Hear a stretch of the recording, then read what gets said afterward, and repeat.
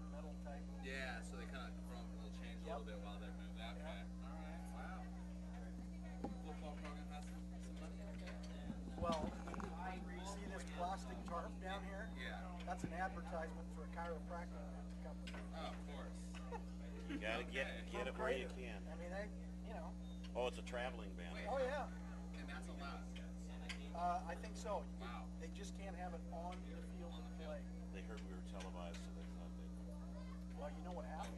We won't even put it on. Well, this glare is doing wonders for us. Yeah, because that literally Crater actually raised money, and they had the local Pepsi bottlers with the logos on the field, and the OSAA had them taken out.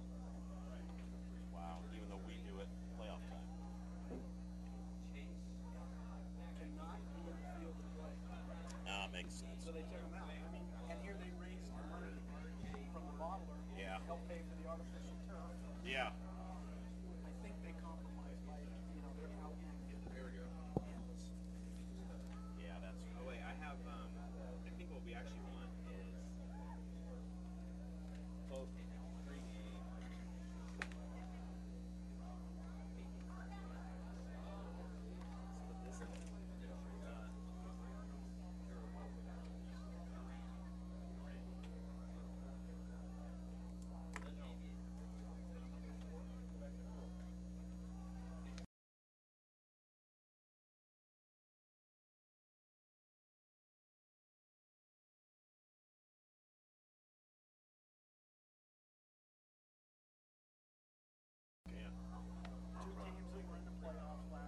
Yeah, I was gonna say that, but then in Oregon, that's not that big.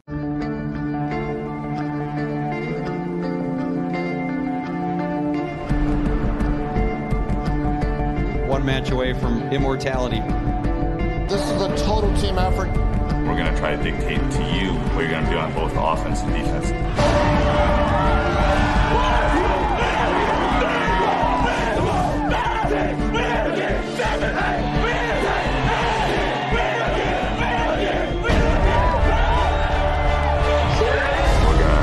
One shot.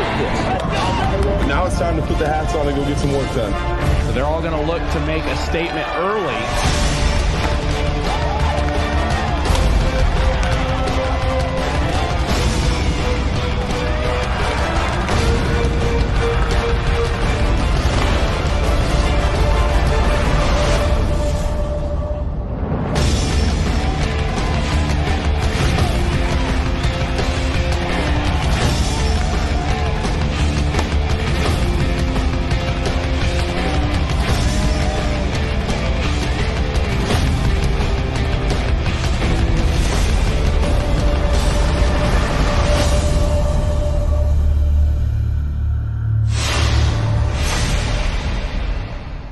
.316 left to go in this ball game. I formation, 3rd and 3 from the 45 of the Wolverines. And this time, holy cow! Dion almost hands it to the Westview player. He's going to run this to the 5-10. Touchdown!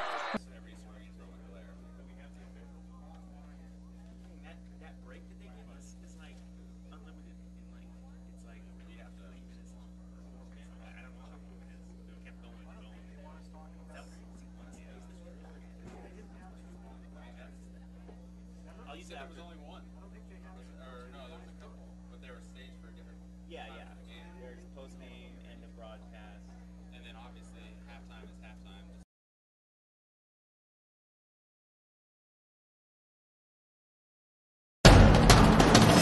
We can get a player up here. Oh, that's good stuff.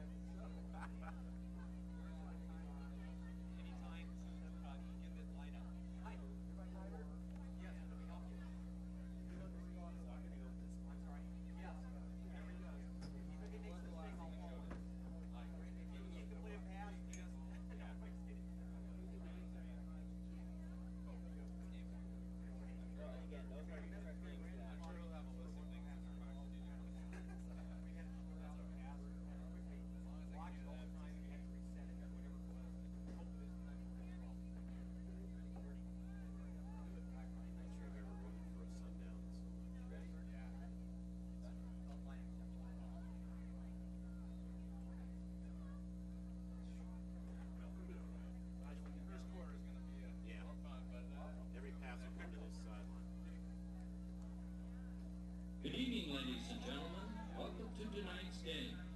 Good sportsmanship is a vital component of high school athletics.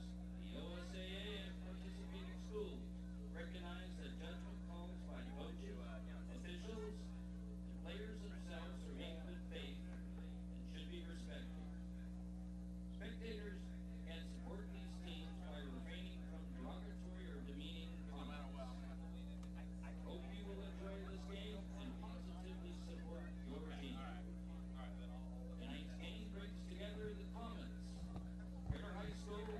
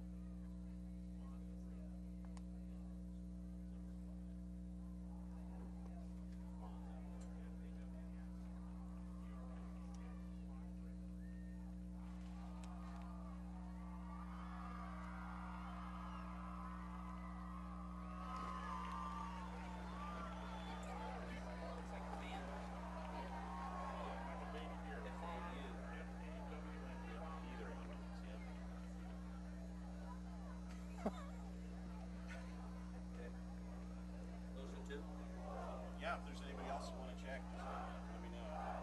7's Via. 7, I call Philip. No, it's Via. Yes, sir. 34 is Fuente. Okay. 15 is Strickling. Yeah, he wants that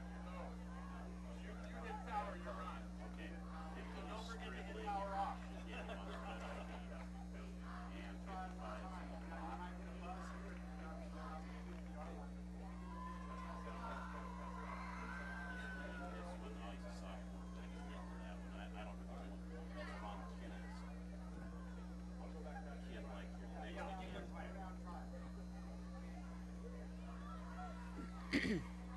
Sure. About 90 seconds.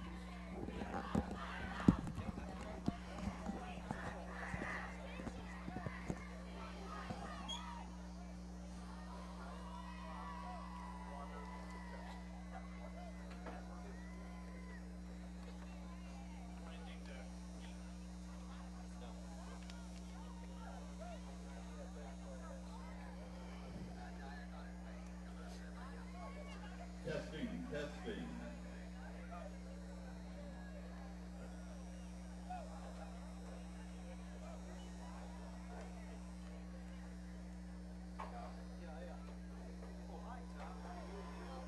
No, I'm good now. I'm past all thanks. I'm past all that. I'm past all that.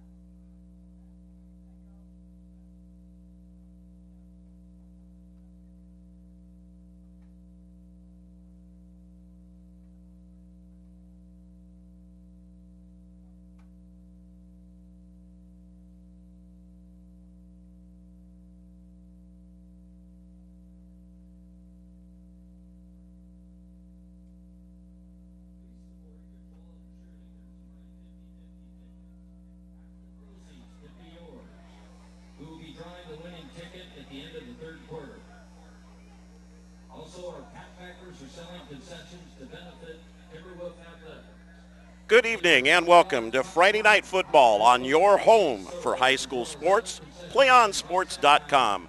It's the opening night of the 2012 high school football season as a pair of teams that made it to the playoffs last year square off in the opener. The Crater Comets taking on the Tualatin Timberwolves. Good evening from Leonard Poole Stadium on the campus of Tualatin High School. I'm Todd Pickett along with Jim Patterson.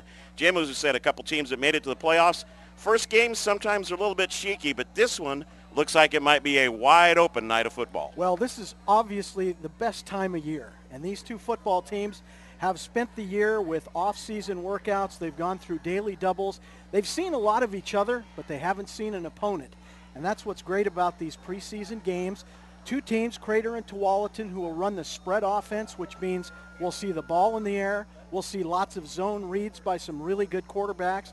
This should be a very entertaining football game. The question is, will the defense play better than the offense? That's typically what happens during preseason. Got to make the reads. It's the best time of year for a couple of reasons. Number one, because it's football season. That's right. Number two, because you finally get to line up and hit somebody wearing a different colored jersey, and that makes a huge difference as well. Tualatin 8-3 last year. They were 6-1 to finish second in the Pacific Conference.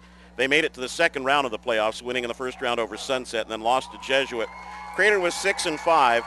They had a 3-4 mark in the Southwest League, good for fifth. They won their play-in game over Beaverton and then lost to Oregon City in the first round of the playoffs. But there are some kids that have a little future beyond high school football out on the field as well, and a couple interesting guys to keep an eye on both sides. Well, John Beck, the head coach for Crater in his 9th season, I talked to him before the game.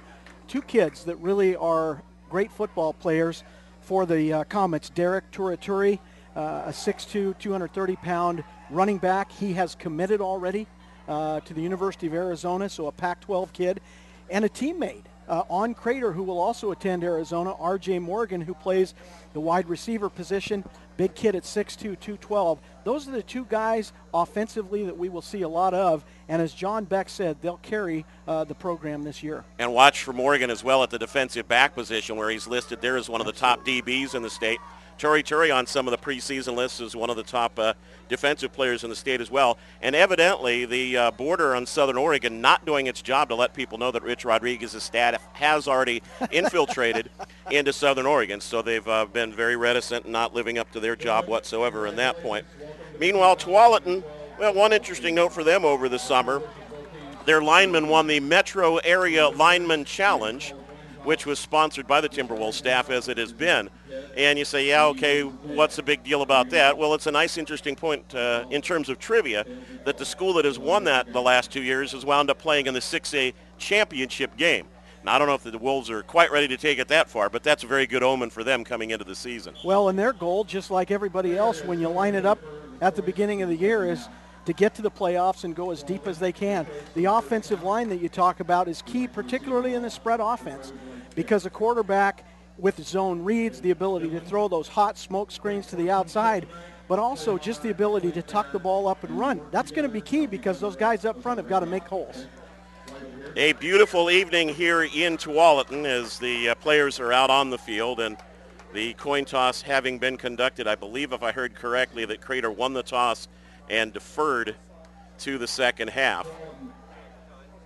And yes, the Tualatin will get the football to get things underway. This is the type of evening we are, by the way, as you can tell with our camper position, directly in the sun for the opening minutes of this one.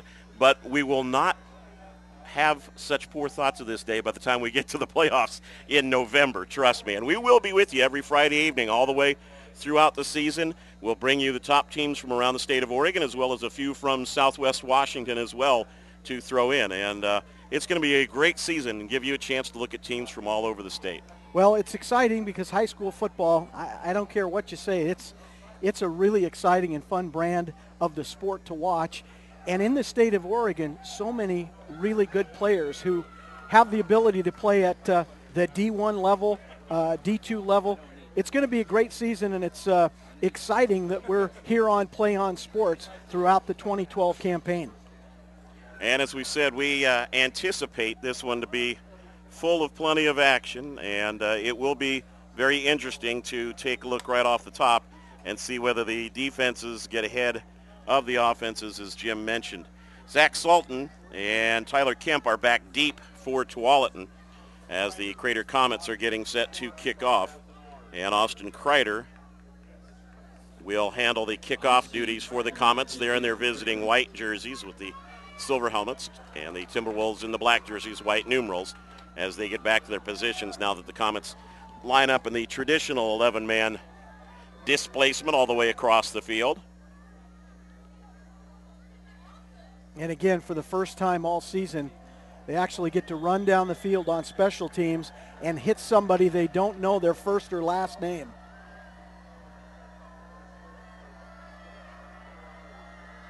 Kreider into it, and our season on Play On Sports is underway. Ball will break the plane of the goal line, and it'll be an automatic touchback. Dan Fullerton heads our officiating crew tonight here in Tualatin.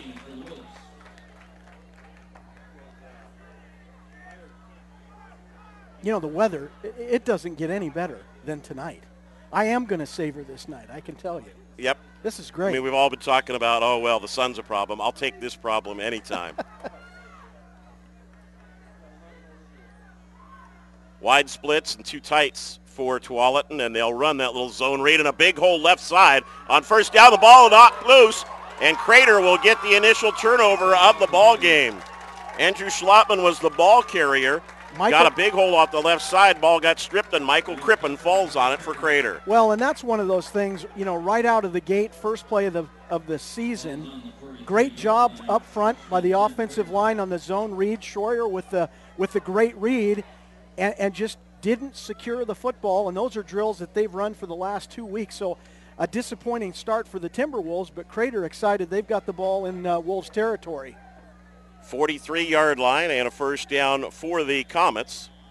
They'll bring out Chase Mackey, senior at quarterback, and have trips left. Double pass, yes they will, right off the bat, and turnover number 2 as that one's underthrown and intercepted by Randall Tainer for the Timberwolves. And the Comets tried to go a little razzle-dazzle, but Ty Fox's pass was underthrown. Well, and even if Ty had gotten the ball on target, the defensive secondary did a great job because the receivers downfield were covered. Obviously, Tualatin, scouting Crater from last year, knew that they needed to keep the defensive backs back deep and cover the receivers. Jim, it was almost as though they gave their hand away. I want to go back to that in just a second as the pass out in the flat thrown incomplete by Brandon Schroyer. It was so obvious that it was a backwards pass to Fox. I think the alarm bells kind of went off and gave the secondary a little bit better chance to react instead of racing up to him. Well, and one of the problems is Fox did not release off the line of scrimmage. He immediately took steps back into the backfield, and the defensive secondary, probably reading that, recognized this is going to be a throw. Got to give some credit to coaches, though. They maintained some discipline on a first play instead of racing up into it 2nd and 10 and whistles before they take the next snap. Try to run a little counter there off the left side with some motion. And we will probably see, hopefully not, but we will probably see the officials throwing the flag quite a bit. It happens in, first games of the season, but hopefully not too many. Interesting, though, this one isn't offsides against the defense. Somebody lined up in the zone. And that's always, as a coach, that's always a nightmare because your defensive guys know where the football is, and they're not supposed to go until they see it snapped. Well, we promised you wide open. The ball's been all over everywhere, and we've only played 19 seconds on the clock. Zone read again, and again a good hole off the left side for Jeffrey Williams, listed at 6'2", 225, senior. Andrew Horton came up from the corner spot for Crater and said, "Hello, Mr. Williams." Jeff Williams, a big kid at 6'2", 225, like you said, and likes to punish those defensive secondary players once he gets up to that second level. 3rd and a short 2 here for the Timberwolves. They need to get it out to about the 25.5 to get another set of downs. We'll motion through from Salbin, and they dive up the middle, well read by the Comets. Flag comes in late, however. Came from the back judge. Well, so a couple things. He either saw a face mask, he saw a hold by the offensive line.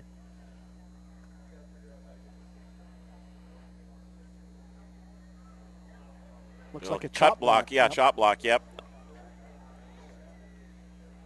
It'll move the Timberwolves back 10 and give them 3rd and long. So those are the things typically that the back judge is going to call, things where the offensive line are involved. A chop block, obviously a player engaging above the waist and another player engaging below on the same player. That's illegal at any point on the line of scrimmage. Perfect description, Jim, yep. And they actually move them back 10 from the spot of the foul, so it winds up being about an 11.5-yard penalty. And so they'll have a 3rd and about a little over 13 to go.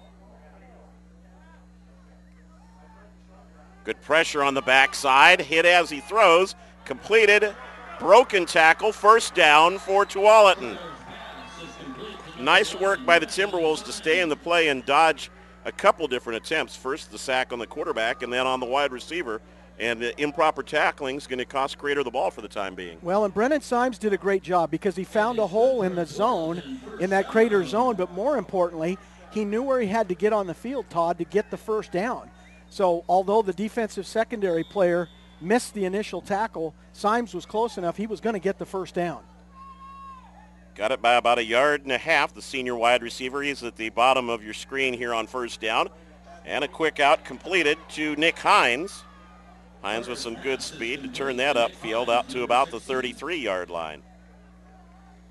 And some of these high school teams have been running variations of the spread for a long time, but obviously with the success that the University of Oregon has had, the whole idea to that spread is you take a really good player who can throw the football and get it to athletes on the edges where you've got people in a one-on-one situation. Use some numbers, use some speed.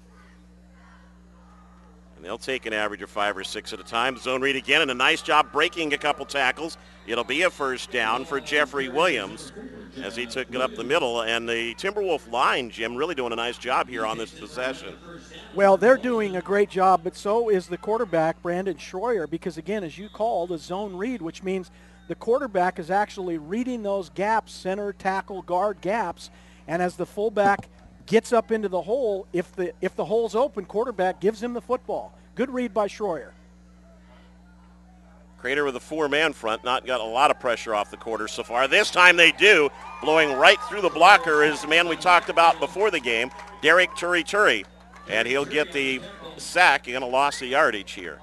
He just overwhelmed his opposition that time, Jim. Well, he is so quick that the offensive lineman did not even get a piece of him. There was no chip at all. And Turituri, not only quick, but a big, strong kid. And Schroyer had no chance. I mean, a tackle up around the shoulder pads, and down he goes. Turituri listed at 6'3", 235. He's playing in an up position there on the left end at the bottom of your screen. You see the Comets line up a little bit more in the gaps this time, and they do a better job of stuffing the handoff, and it'll be another loss of yardage. Take the Timberwolves back to about the 35, where they're going to have a 3rd and 14 now. Michael Crippen again on the tackle for the Comets. Very active early here in the game. Crippen playing on the defensive line. So Turituri playing as a linebacker, either stand-up or defensive end position along with Crippen, and they've caused some real trouble for the Timberwolves offensive line here early in the ballgame. Tualatin able to convert on a 3rd and long moments ago. We'll see what they do this time. And great pressure up the middle by the Comets. Whistle will be blown as they call him in the grasp, and it's Michael Crippen wrapped up around Schroyer, and it'll bring up a 4th down for Tualatin this time. Crippen listed at 5'9", 230, but he had pretty good speed right through the middle that time. Well, and you can just tell here early in the football game, he's got a motor that runs 100 miles an hour. Plus, he's a big, strong kid. And Schroyer, throughout the course of the season, I mean, that clock that ticks as a quarterback will start ticking a little bit louder, so he knows when he's got to get rid of the football before a sack. Time called here before we scrimmage on 4th down. And it is a timeout signal called by Crater. Well, the Comets only had 10 on the field. That's one reason, as they sprint a substitute out. Now Steen Rasmussen will come out. He wasn't lined up originally, and we'll get back to scrimmaging here. Austin Green set to punt for Tualatin, and Corey Bennett is back in return formation for Crater. Meanwhile, Turituri is over on the bench on this near sideline. Appears as though he's just working on a shoe. I hope that's all, as they don't really have anybody attending to him. And he's working on some tape, but hopefully it's not an ankle or anything else.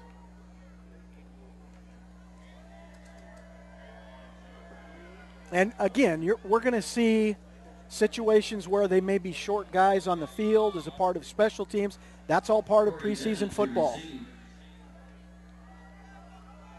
Little wobbly end-over-end kick. They'll back away from it, and it kind of takes a backwards bite and lands. They'll down it at the 40-yard line. It's a 29-yard punt with no return.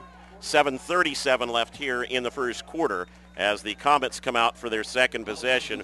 Remember, they've only won one play. They tried the double pass, and that was intercepted. Comets out and set in a hurry this time, however, as they kind of go to a no-huddle look. And Mackey gets them set here from their own 40-yard line. A little turn upfield, and a good opening gain this time now by Ty Wolf as he takes it for about 7 off the left side. Turn that one up nicely. Well, so they go out of the traditional spread set where the halfback, the running back, is right there next to the quarterback, Mackey, but they'll also run Todd fly sweep with Wolf out of this situation as well.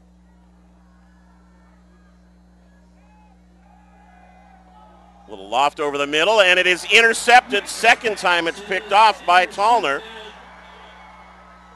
And his second interception in as many passing attempts, and somewhere Woody Hayes is spinning as the Comets turn it over again, and Tualatin will have it in Crater territory.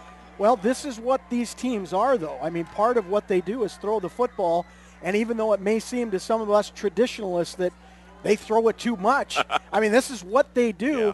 And, I mean, this is really just a case of Mackey just not getting on top of the football. Perfect call. He had too much air under the ball, didn't he? He had open receivers. That's just what I was going to say. But he got the nose up a little bit, lofted it too much, and another interception by Tallner. Timberwolves a little confusion themselves as they'll get a couple yards that one off the middle, but the man coming through on the fake kind of got in the way a bit. So this is Tualatin's really first crack inside Crater territory after the punt and then the turnover. So Crater's won, what, 3 offensive plays? 1 run and 2 interceptions. And 2 interceptions. Yeah. Not quite the balance that John Beck was hoping for, I'm sure. Well, quarterback draw, well read. Schroyer had some daylight for a minute, but again, Crippen reacting rather quickly to wrap him up after a short gain, take it down to about the 35. Well, I'm watching the offensive line, and the center and guard have just got their hands full with that kid. I mean, he's very strong and very quick, and clearly read his key there because the quarterback, Schroyer, with that little fake draw play, and then the keeper, and Crippen was right there to stop it. So 3rd and a long 4 at the 36-yard line. Looking for a little quick out into the flat. Pass will be caught, but it's going to be just short. R.J. Morgan, the other defensive player we talked about off the top of the broadcast, trying to rip the ball away a little bit there, but a completed pass to Nick Hines, and they'll spot it about a yard, maybe a yard and a half short of a first down, and we'll see what the Timberwolves elect to do here. Well, I'm guessing A, out of field goal range, B, they've only got a yard, and what the heck, if they don't make it, they've put Crater in their own territory, so they're going to go for it here on 4th down. Yep, they change the personnel a little bit and get a bit heavy in the backfield. Williams at the tailback, and they'll hand to him. He just breaks a couple tackles. Right side gets the first down for the Timberwolves. So the good news for anybody who's scouting the T-Wolves, my guess is that throughout the season, on a 4th and short, somehow, some way, they will get the football to Jeff Williams. You just have to guess which side. Exactly right. A little bit of a dangerous player. Fondrick came up from the linebacker position to stop him, but he gets the first down at the 28. 5 minutes to play, scoreless first quarter here, but Tualatin on the move after their 2nd interception of the night. Schroyer with a bit of time, backside got away from Turi, runs into the lineman, and he'll be wrapped up. But he saw Turi coming from his left side that time. He's been lined up on the other end of the line, so he's got the ability and the permission to float around a bit. Well, and one of the studs on the offensive line for the Timberwolves, Cody Summers. Cody's got his hands full because Turi, a quick kid off the ball, and that time he just bull rushed on the outside. Clearly Schroyer felt the pressure, pulled the ball down, and got taken down for a loss. We'll have to keep an eye out, see whether they've got him playing wide side every time. He's lined up there again. And he comes down the line, backside, and runs down Salton, who was looking for a seam to cut up in. That's a great mark of a defensive player when you're chasing him down that way. Well, the whole idea is, okay, they can play him wide, but we'll run away from him. And the problem is he is so quick and so strong, he just clearly ran that play down from the backside and another loss. Yeah, you don't usually have to account for that when you run that little sweep. So a 3rd and 13 now for the Timberwolves as they're back to the 32. Pressure up the middle. Nice job to get away, but the receivers recovered, and he'll take it down to about the 25-yard line, well short of the first down. Tanner Ryerson on the tackle that time for Crater as he forced Schroyer to the sidelines. Well, I'm fairly certain that Rob Haston, the head coach of the Timberwolves, was okay with the decision that Schroyer made that time. Everybody well covered downfield. No reason to force a ball and create a turnover, so keep the ball. Now they've got a manageable 4th and about 7 yards. Let's see what they do. Yep, very good read, good poise shown that time by Schroyer. Junior quarterback acted more like a senior that time. Andrew Schlottman in the backfield, looking to get more than just the first down, and overthrows Williams on the fly pattern down the sideline. So they took Williams out of the backfield, tried to get him isolated there, and just overthrew him a touch. Well, and it doesn't matter because a flag was thrown in the backfield, and the indication is it's roughing the passer against the Comets. So the Timberwolves will get their first down as a result of a penalty against Crater. Personal foul, roughing the passer, defense. That penalty is administered half the distance to the goal line, carries automatic first down. Interesting, they said half the distance to the goal line, although they've given them about 20 yards on the penalty, because remember the ball was at the 32, and they've marched the ball all the way down to the 12, so a big measuring error there by the officials, but it'll result in an out of about 5 extra yards for the Timberwolves. They have it at the 12, first down. Up the middle, Schlottman, the ball carrier. And the left side of the Crater defense catching him that time, Michael Crippen there along with Sal Flores. What'll be interesting is to see that if the Timberwolves stick to their personality, or will they just try to run the football in behind that big, strong offensive line. The ball inside the 10 at the 8-yard line, so they've got, another 3 shots to get the ball in the end zone. Well, and those horses would much prefer to run block than pass block. They want to go run somebody over. Run a little inside counter, not much of an opening that time, as it was carried by Austin Green. Tried to tuck it back inside, down to the 8-yard line. Well, and the challenge for the T-Wolves, obviously Crater very disciplined with the interior front. So it's been pretty tough to move those guys on the defensive line around.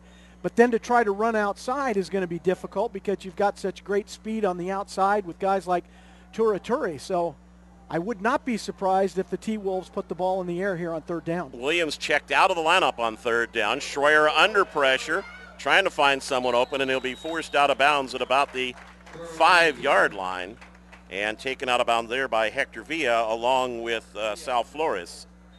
And Comets. Another good decision by Schroyer, constantly looking to see if somebody breaks open in the end zone. But, a lot of times guys try to force something that's not there. And in this situation, they get a chance to line up and try it again on fourth down. 4th and goal from the 7. Clock running at, not running, sorry, he went out of bounds, but at 2:16 to play here in the first quarter. Williams is the solo man on the bottom of the screen, so again, they might look to ISO him. Schroyer rolling left and under pressure, and Turi slams him to the ground outside the 20-yard line. Boy, did he get ahead of steam. Well, I don't know about you, Todd, but early in this football game, I can see why the kid has got a D1 scholarship. He is an absolute beast on the defensive line. You think he's got some potential, do you? Well, and the thing that's so impressive is not only is he big and strong, but he's very quick. And unfortunately for the T-Wolves, they just haven't been able to block him. So a good drive for the Wolves that got him inside the 10-yard line, but gets negated on the 4th down play, and Crater will try to bring it the other direction now. Tried a little misdirection of their own, but unsuccessful. Bennett, the carrier. Bennett on the carry, Sultan on the tackle. Crater likely here a little bit more conservative, deep in their own territory. Especially with the result of their first 2 passes. What I'm surprised we haven't seen yet with the speed that Mackey's got is something off the zone read where he simply keeps the ball and tries to get downfield. Loss of 2 for Bennett on that last play as he goes in motion at 2nd and 12. Mackey back to pass, looks to throw underneath. And a good job of getting around the block that time as Bennett was the receiver. And the tackler not listed on the Tualatin roster, so we apologize, but we don't have his number. We will find out who number 31 is and give him credit. Yep. Most importantly was the fact that number 51, which is Micah Thomas for the Crater Comets, the guard who was supposed to get outside and make that block on that screen, unfortunately didn't get a piece of anybody. And the T-Wolf defense blew up the screenplay. They'll try to run a draw to Wolf on the inside. By the way, we've been informed, and our thanks, Chandler Schoonmaker made the tackle on the 2nd down play. And Crater with 3 in a row conservatively, and they'll be forced to punt. And the screenplay was there. I mean, it's just a matter of, again, it's the first game of the season. And one of the things that is very difficult for offensive linemen sometimes is to identify the man on defense they need to pick up. Yeah, and the slot man had a responsibility to block right Absolutely. there, too. You're right on that one and didn't get it done. This should result in good field position for Tualatin as they scrimmage from the 12-yard line. Wolf with a high and very short punt. The Timberwolves will let that bounce. And it'll pick up a couple extra yards for the Comets before it runs out of momentum at the 43-yard line. So Tualatin will again start the drive in Crater territory with 33 seconds remaining in the first half. I am guessing, this is a little off topic, and I'm guessing artificial turf. gives punters an average of 5 more yards when they kick the football because of the way it'll bounce, even on a short kick. Typically it's forward, and it just keeps rolling. Most of the time, although remember we had the one Tualatin punt that bit like a great wedge shot and sat straight up. But, yeah, kickers tend to prefer that surface. You're right. From the 43, nice field of the low snap by Schroyer, and he got the exchange still to Williams. That was an athletic play, Jim, that'll never show up in the stat sheet at all. Well, and there he is again. Number 10, Turaturi, from the right defensive end position, chasing the play down. Now, part of that was the low snap to Schroyer, and the fact that Turaturi was unblocked again, was able to pull the running back down for a short gain on the play.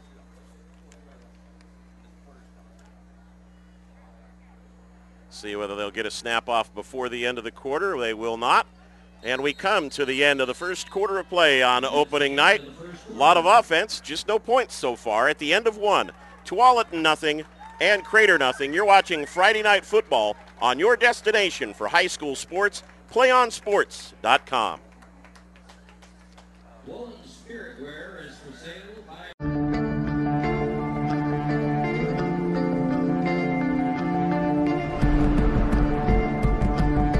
One match away from immortality. This is a total team effort. We're going to try to dictate to you what you're going to do on both offense and defense.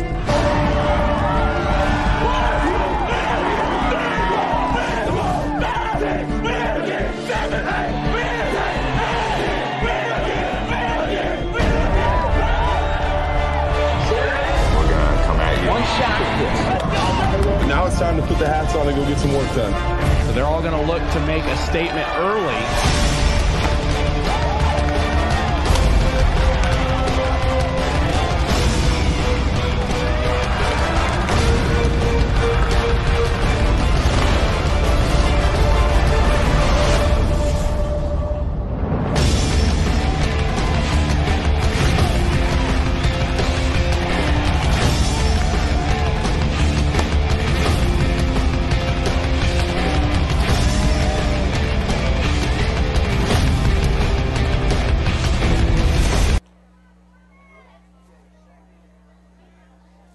And we welcome you back to Tualatin. No score after the first quarter of play. 2nd and 7 for the Tualatin Timberwolves at the Crater 40-yard line. And a little miscommunication that time on the exchange and the handoff to Zach Sultan from Brandon Schroyer. Well, so the problem with the zone read is if 4 defensive linemen are in the backfield after the ball is snapped, it's a little difficult to make the right read. And to find the right guy to hand the ball to. Yeah. Where are you, someone there? I'm sure Zach Sultan was thinking, now hold on a second, this is not the way this play has gone in practice. Yeah, funny how it works differently against an actual opponent, huh? 3rd and 9 situation now. Schroyer with time. Slant over the middle, too tall and incomplete as he tried to get the ball to Brennan Symes. So both quarterbacks early on, and I think you probably have seen it, instead of getting on top of the ball and throwing with momentum forward, they're off the back foot, and that's why that ball is going to fly nose up and fly over the receivers. Again, early in the season, those things will be taken care of. They'll look at these things on film during the week, and those will be points of emphasis during practice. Different punter this time. Well, they lined up somebody and then made the switch. So Williams now back to punt. And a chance here to just kind of drop one, see if he'll angle it at all. Well, he got it off the side of the foot, so it's not going to get as deep as he hoped unless he gets a huge bounce. And there's that wedge backward shot bite we were just talking about. And so Crater, instead of being pinned, is actually going to be out around the 30-yard line to get this one started. Do you want to watch more of your school's great matchups like the game you're enjoying here tonight? Tell your school to sign up for the Play On Sports School Broadcast Program. It allows schools to broadcast all their games and other activities on the web. For more information, go to playonsports.com/SBP. From the 30-yard line, and we will have a whistle and a timeout called by Tualatin as they were scrambling around a little bit, trying to get personnel out on the field. Well, Dakota Billington had to run in from off the sideline for Tualatin. They had 10 guys on the field. He plays defensive line. He came running in late, and the linebacker on the right side noticed it, so he calls timeout. Not get a substitution infraction either. course, the real reason they did that was for us to be able to tell you that Play On Sports is on Facebook and Twitter, giving you news and information and links to great highlights. You can follow us at Play On Sports on both Facebook and Twitter, and you can also access thousands of live and on-demand games on YouTube at youtube.com/PlayOnNetwork. Keep up with all the high school action every week from your destination for high school sports. PlayOnSports.com. Again, that's youtube.com/PlayOn-Network. I think I forgot to put the dash in the first time there, but do a search and you'll find us. Hey, it's preseason. We'll have to talk to the copywriting department there. All right, back to work from the 29-yard line. A little motion here from Bennett. And now the Tualatin line will step up, and some blocking assignments missed badly there as Carlos Higuera was the ball carrier. Looked up and saw nothing but black shirts. Schoonmaker also in on the play. Defensive front for Tualatin, very active. And both teams, quite honestly, have had a little bit of a difficult time establishing the running game. From the gun, Bennett going in the deep motion, so they're starting to show a little of that fly sweep motion, and then dive it up the middle once again to Carlos Higuera. Higuera did a nice job that time as they were really kind of running counter left, but he saw that little alley, nice little cutback, and picked up some additional yardage. So Higuera gets it to the 30-yard line, but it's third and long for the Comets, who have been, well, to be charitable, sputtering on offense so far here in the first half.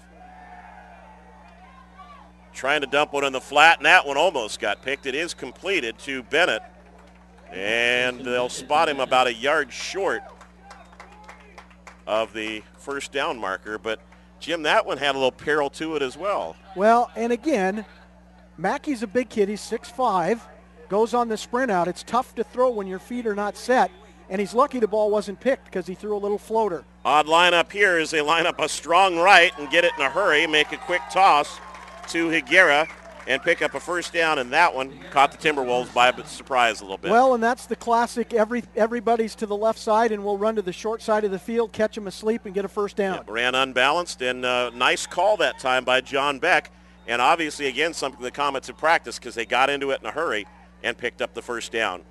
Good call on that fourth out to the 47-yard line, and this time it'll be Fondrick carrying the ball. Fondrick on the carry. So both teams defensively doing a great job getting a lot of push into the offensive line. And it makes it really difficult for the quarterback and the back on those exchanges if defensive players are in that backfield. Mackey checking the wristband for the call. Comets going to the ground game on this possession, and Fondrick carrying off the left side for a short gain, but understandable, I think, Jim, that John Beck has decided to kind of rein it in a little bit here right now. Well, one of the things that's really important is you also want to build some confidence in your players.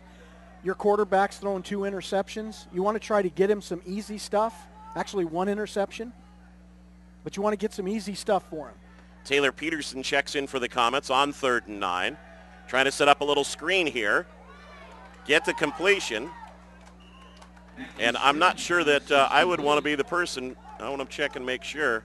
Nope, I thought it was 4 from it. I thought it was Crippen. But Peterson, a bit of a bowling ball himself at 6 foot 200. Just didn't get enough blockers out in front of him. And it'll be a 4th down and about 5 to go. And this time it looks as though the punt team's coming on. So the T-Wolves have 2 interceptions, but Fox was one of the guys double pass play, on the double pass. Yep. So my apologies to the It's Mackey all right. family. We got you covered, partner. That's what it's all about. I give you. You just make sure you cover me when I say the same thing. Nice catch of that snap on a hop by Ty Wolf. Gets a high punt and a forward roll. There's the Patterson bounce. Extra 5 yards. There you go, to the 15-yard line. 32-yard punt, but it pins the Timberwolves back inside their 20 with 7:46 to play here in the first half.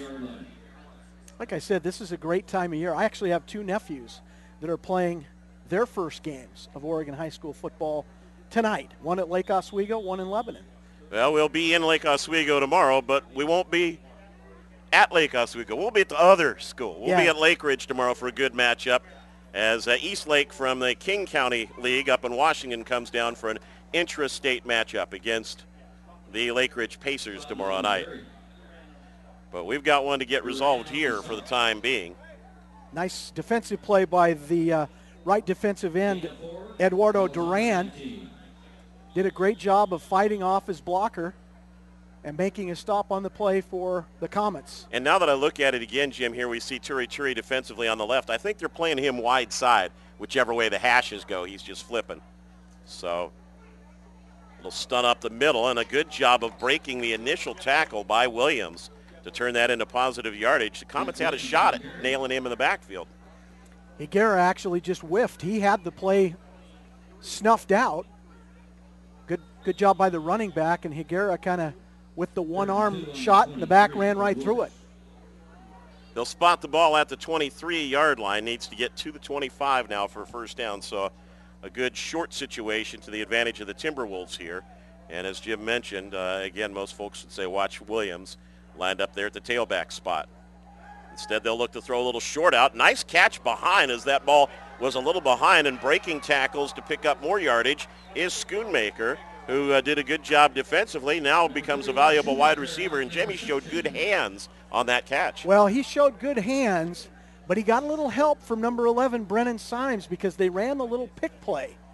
And you can see some of the coaches for the Comets talking to the officials about, hey, that might have been a pick play. That was pretty darn close, but a good pass and catch for the Timberwolves and a first down.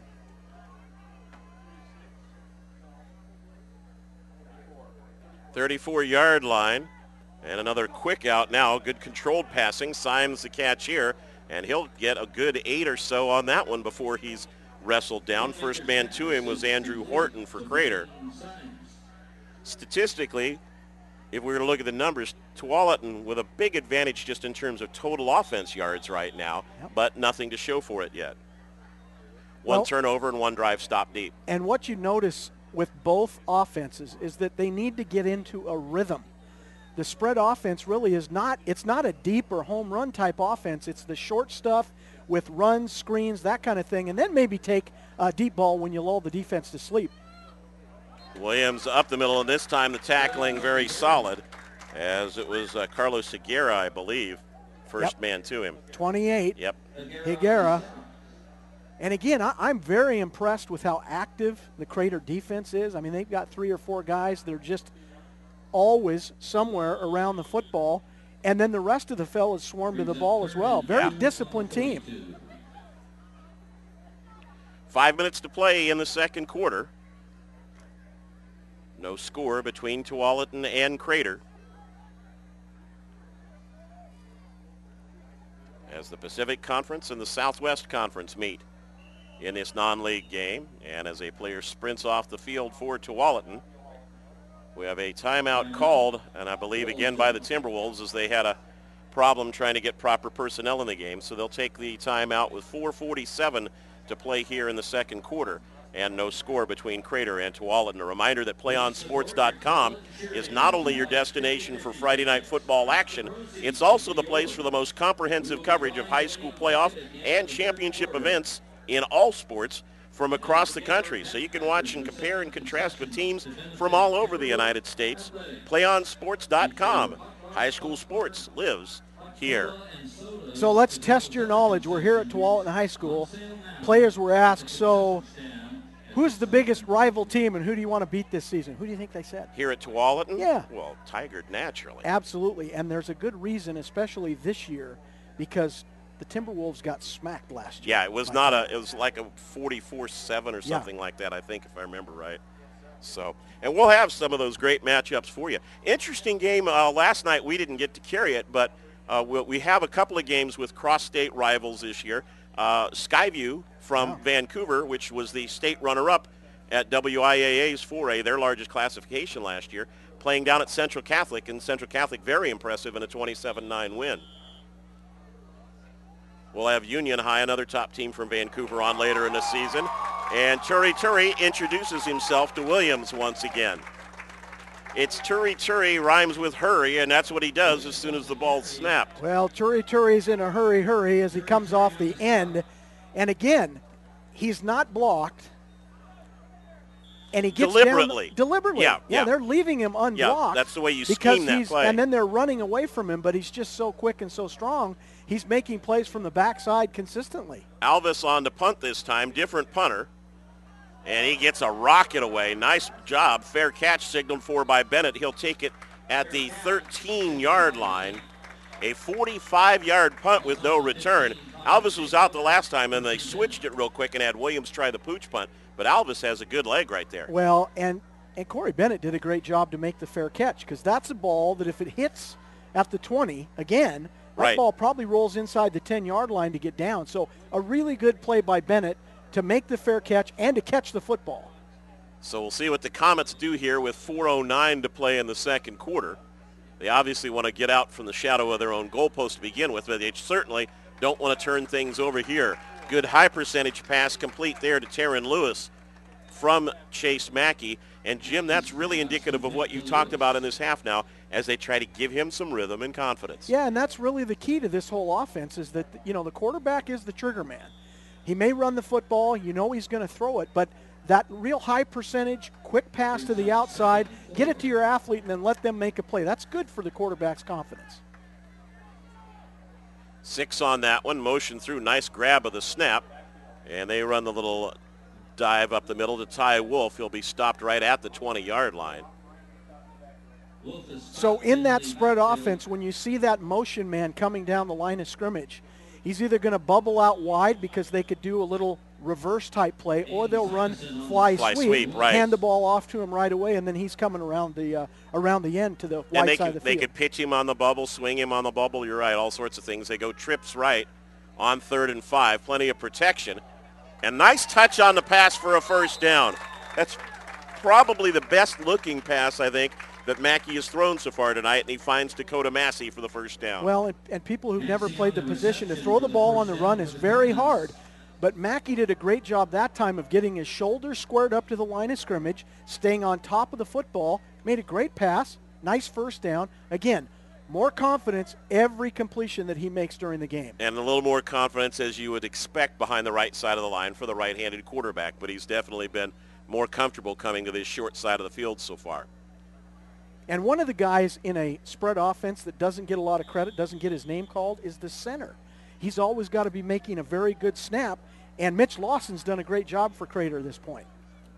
I like to give those guys up front a little love. Well, that's just because, all right, well, remember when the quarterback's dodging for a few of those snaps. We're going to come back to that. That's fine. Yep, Higuera is short gain there on first down for the Comets, as they've taken a minute off the clock on this drive so far at the 35-yard line for a 2nd and 8. Higuera stays in the backfield, and they run doubles both directions.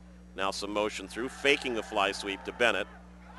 Corner's there, and he will. Good read. Tucked it upfield and got positive yardage. That was a smart decision by Mackey.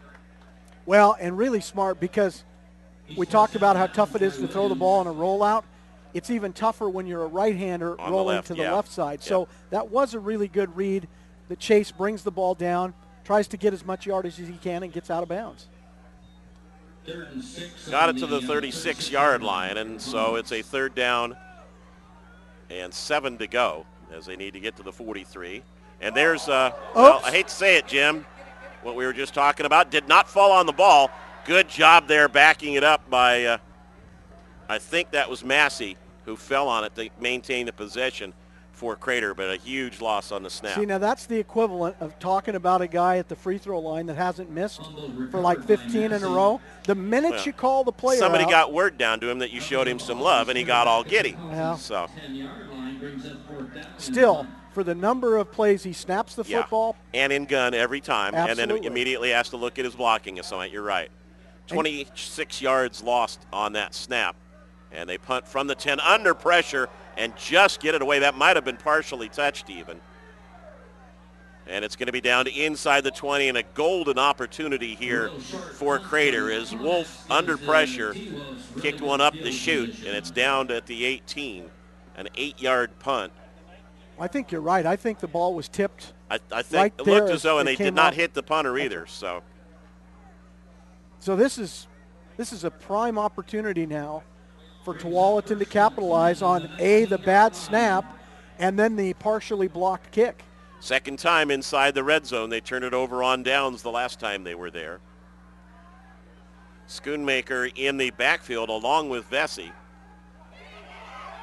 They just made a mistake. They ran towards number 10, and Mr. Schroyer had a face full of Turi. Well, again, Cody Summers is really the big fella who anchors that offensive line for the Timberwolves, and he keeps drawing that bad straw where he's got to try one-on-one to block Turi, and it's just not working out. You know what? He's going to be better the rest of the season, because probably his biggest challenge of the year is in this guy right here. It's hard to say, but I would agree that this might be the best defensive player he faces all season long. Sun drops behind the stands on the opposite side, so the lights start to take effect here as we come towards the end of the first half. A called draw, and Schroyer will get a lot of that yardage back, takes it down towards the 20-yard line that time. Sold that one well, Jim.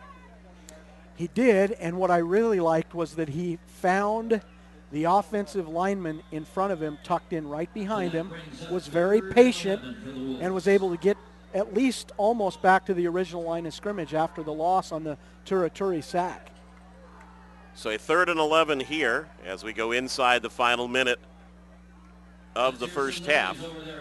Be interesting if they don't convert here, if we'll actually see the field goal kicker come on a 4th down. Williams split wide to the right side.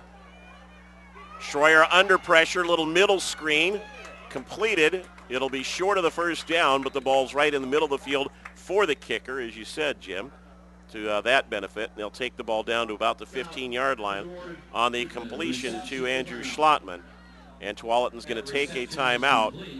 They'll have a 4th down with the ball at the 15-yard line, a 4th and 6. And the entire offensive unit, save about 5 players, goes out. Now they split a new unit in, so definitely looks as though it's the kicking unit coming on here, Jim.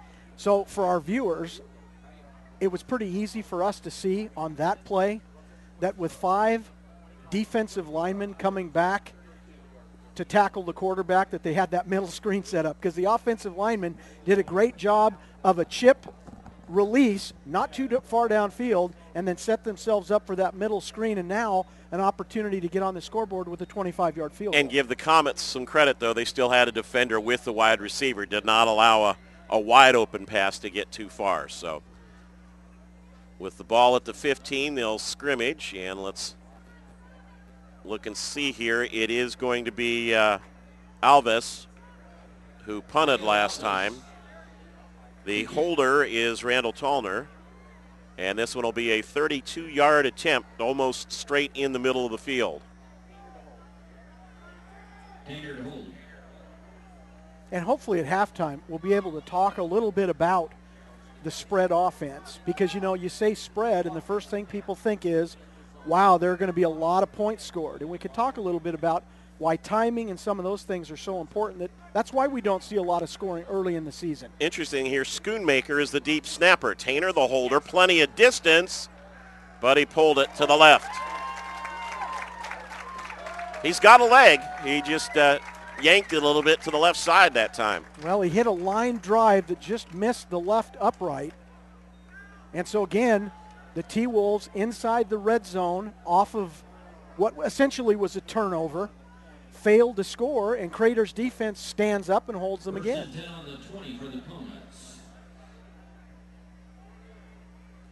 So one would assume that Crater would just take a knee here. Tualatin does have 1 timeout remaining, but nothing else that they could do. Mackey will get under center for this. Well, they'll run it with Turi out of the backfield. He does it all. Takes it out to about the 35-yard line, 19 seconds left, and who's not to say that from here you might try to throw a couple long ones. Well, here's the deal. Turi was in the classic kneel down, okay? I'm going to be back here in case the ball gets fumbled, Joe Pisarcik style. Yeah. And they wind up handing the football off to him, and he gets a big gain. So Tualatin may have been thinking as well a kneel down to end the half. He's back there again. And he's getting it again. Spins off a couple tacklers, but no further, and they'll stack him up at about the line of scrimmage. And it looks as though the Comets, are they going to look at a timeout here? I think they're going to say that's good. Let's just go in and talk about what we need to do. They for were the looking second at the half. official for a second, but that will do it. And we come to the end of the first half of play. Some early turnovers. And after that, some offense. The Timberwolves inside the 20 a couple of times, but unable to score either time. Once on downs and once on a missed field goal here in the first half. Well, and again, we saw a little of this with the anticipation. I know you're a Coug fan. Wazoo. And this is not, we're not going to talk about the fact that they only scored 6 points. But the thing I want 6 more points than the Beavers I scored know, this week. Well, what I wanted to say was that with the spread offense, I mean, a lot of people anticipate that because they're going to throw the ball around the ball yard, because they're going to catch defenses asleep, surprise them with quick hitting runs, automatically you think, well, there'll be a lot of points on the board. I mean, most people would think that we would not be sitting here with a 0-0. You figure like 21-14 or something at halftime. But That's here's what we the get used thing. to. What are the keys to the spread offense? A lot of it is timing. A lot of it is read and recognition. Being able to read and recognize. Yeah. Not just the quarterback, but the offensive linemen, wide receivers, halfbacks. And this is a preseason game. It's the first time these kids have lined up against opponents. It's going to take them a couple games to get in the flow, but I guarantee you by, halfway through the season, these teams will be averaging probably 25, 30 points a game. Well, and from the looks of things, Jim, it looks as though it might be a couple of games before the Tualatin High School band gets in the flow, because I don't see any sign of a band out here whatsoever. But we're going to step aside for a few minutes, and we'll keep things up on camera, and if anything of interest is out on the field at halftime, you'll be able to see it. But right now we are at the end of the first half of play with our score, Tualatin 0 and Crater 0. And stay tuned for the PlayOnSports.com halftime show. It's Friday Night Football on PlayOnSports.com, your destination for high school sports.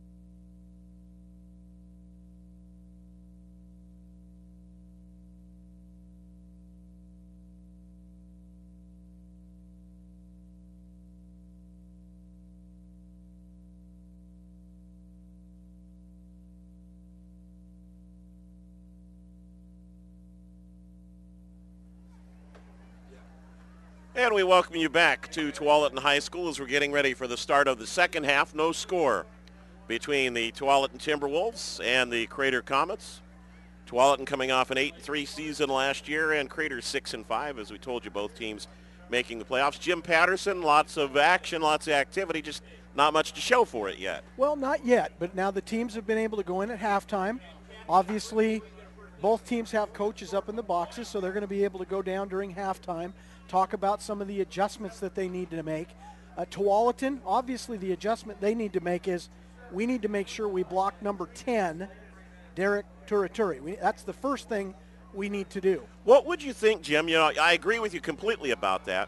They've been running so many plays away from him that he's been coming down the line. Maybe you run at him and try to double him instead of giving him an unblocked shot at your kids. I don't know. Well, I wouldn't be surprised if they try that. Yeah.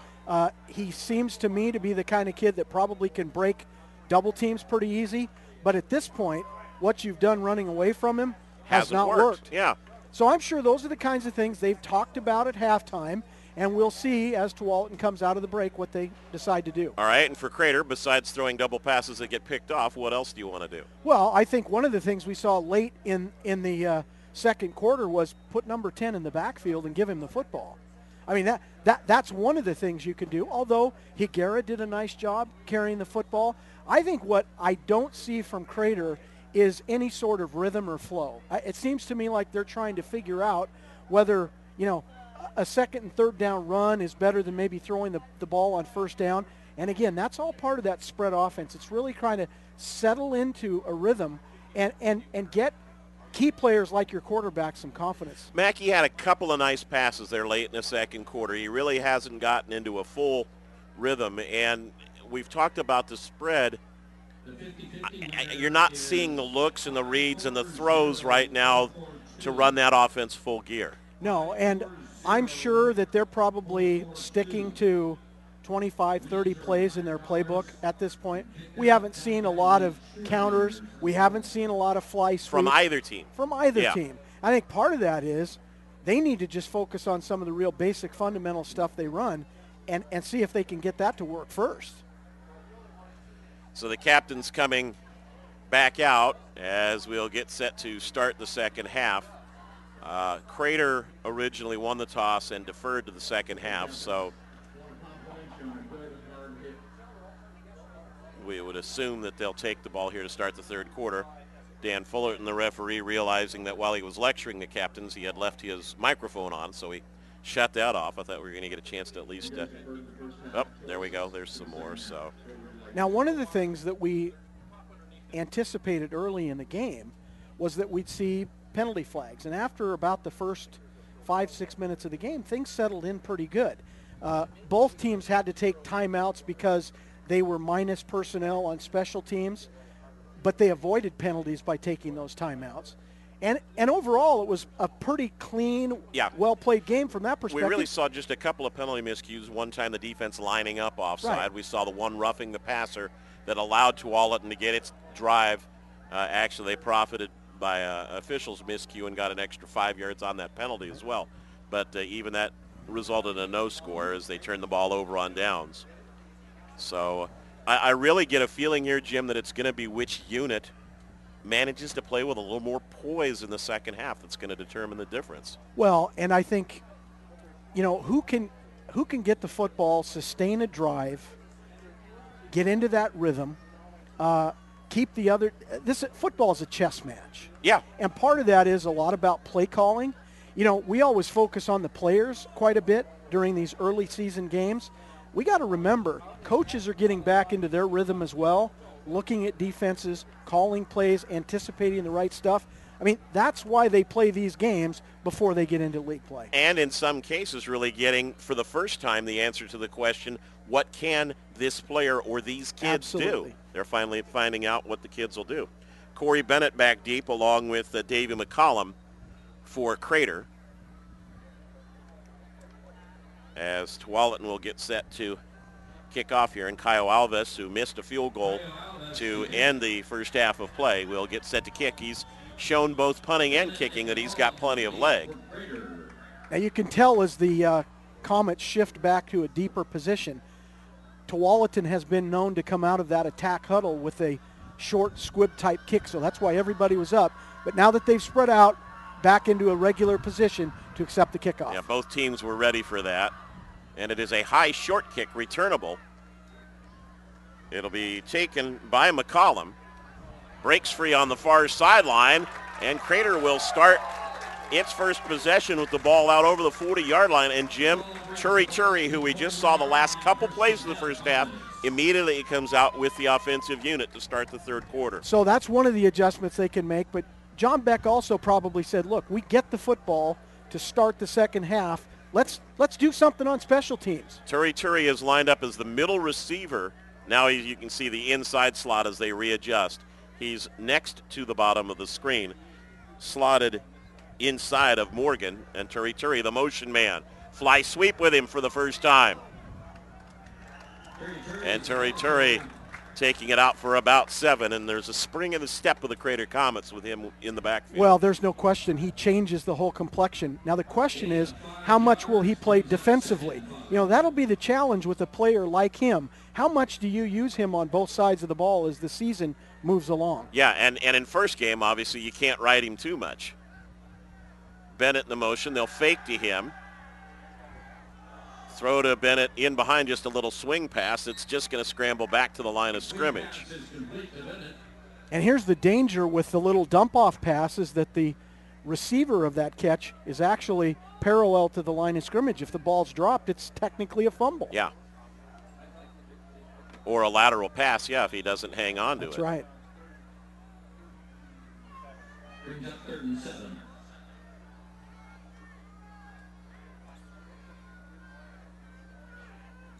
Turi lined up as a tight end on 3rd and 7.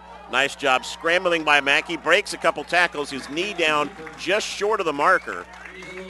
He's at the 49-yard line. He's about a yard short, it appears, if they spot it.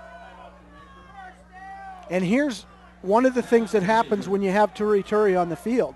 He took Williams, the stud player, the linebacker for the T-Wolves, totally out of the play by running a little out route, and it opened up the entire middle of the field for the run. Crater was ready to scramble their little short yardage the way they had the unbalanced line of the quarter, but the officials called timeout. They're going to bring the chains on to measure this one. But the Comets were in a hurry up. Tualatin was scrambling to that play a little better this time. And as they stretch it, it is much closer than originally thought.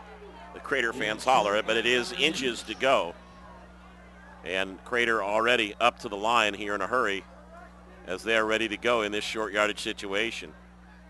Here they might, they're going to decide to kind of stretch the field a little bit. You just dive your quarterback up the middle if you want. Why not? Or do a direct snap to Turi or do a handoff. I mean, they've got some choices here. They're going out of what that looks like is that full house backfield with halfbacks and then Turi, kind of the inverted wishbone look. Mackey under center. 4th and inches, opening minute of the third quarter. They'll give it to him, and he'll have first down and much more. Dives forward past another tackler to the 39-yard line, and a big gain, and another first down for Derek Turi. Well, here's what's so impressive. He immediately saw that the inside was plugged up, and he bounced that thing outside using his speed, took on that defensive secondary player, and gets the first down. Yeah. He's a really good athlete. Change it quarterback. Nope, make it there a slot back, rather, as Turi comes out. Taylor Peterson comes in. Yeah, did he accelerate to the corner or what? From the 39, Mackey to his left. Good pickup on the protection, and they're going to call a hold. Pretty He'll obvious. Get chased out of bounds. Yep, that's just Higuera with some bad mechanics there.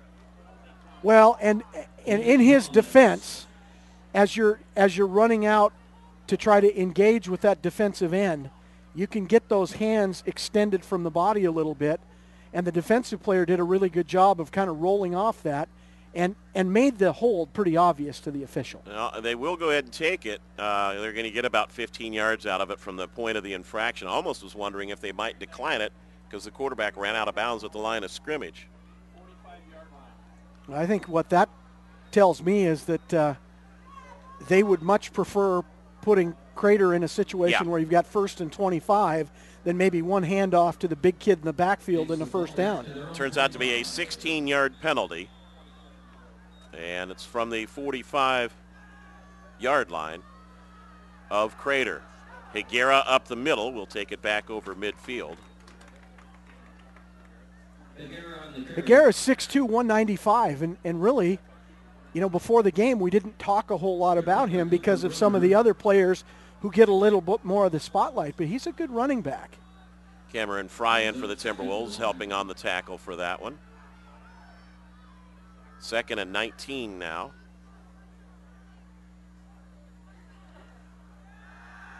Lots of time again for Mackey. Flushed away out of the pocket.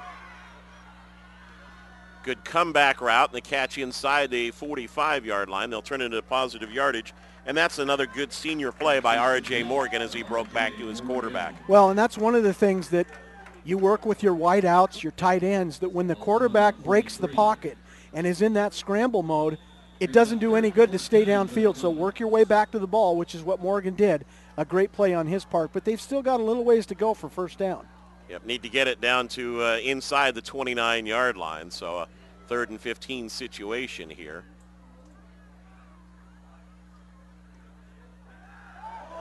Nobody picking up, and that's as good as Turi has been on his backside. That one was Jeffrey Williams on the backside, and for all the deception and motion, Jim, nobody bothered to pick him up. Well, nobody bothered to pick him up, but really he came off the edge on the left side, and they just didn't get a piece of him. But those two backs there, including the motion man, somebody exactly should have right. sealed. Well, and that puts so much pressure on the offensive lineman, too, if the back just simply blows his assignment for that backside blocking. Nick Hines back deep for Tualatin. Ty Wolf to punt for Crater. And another high short kick.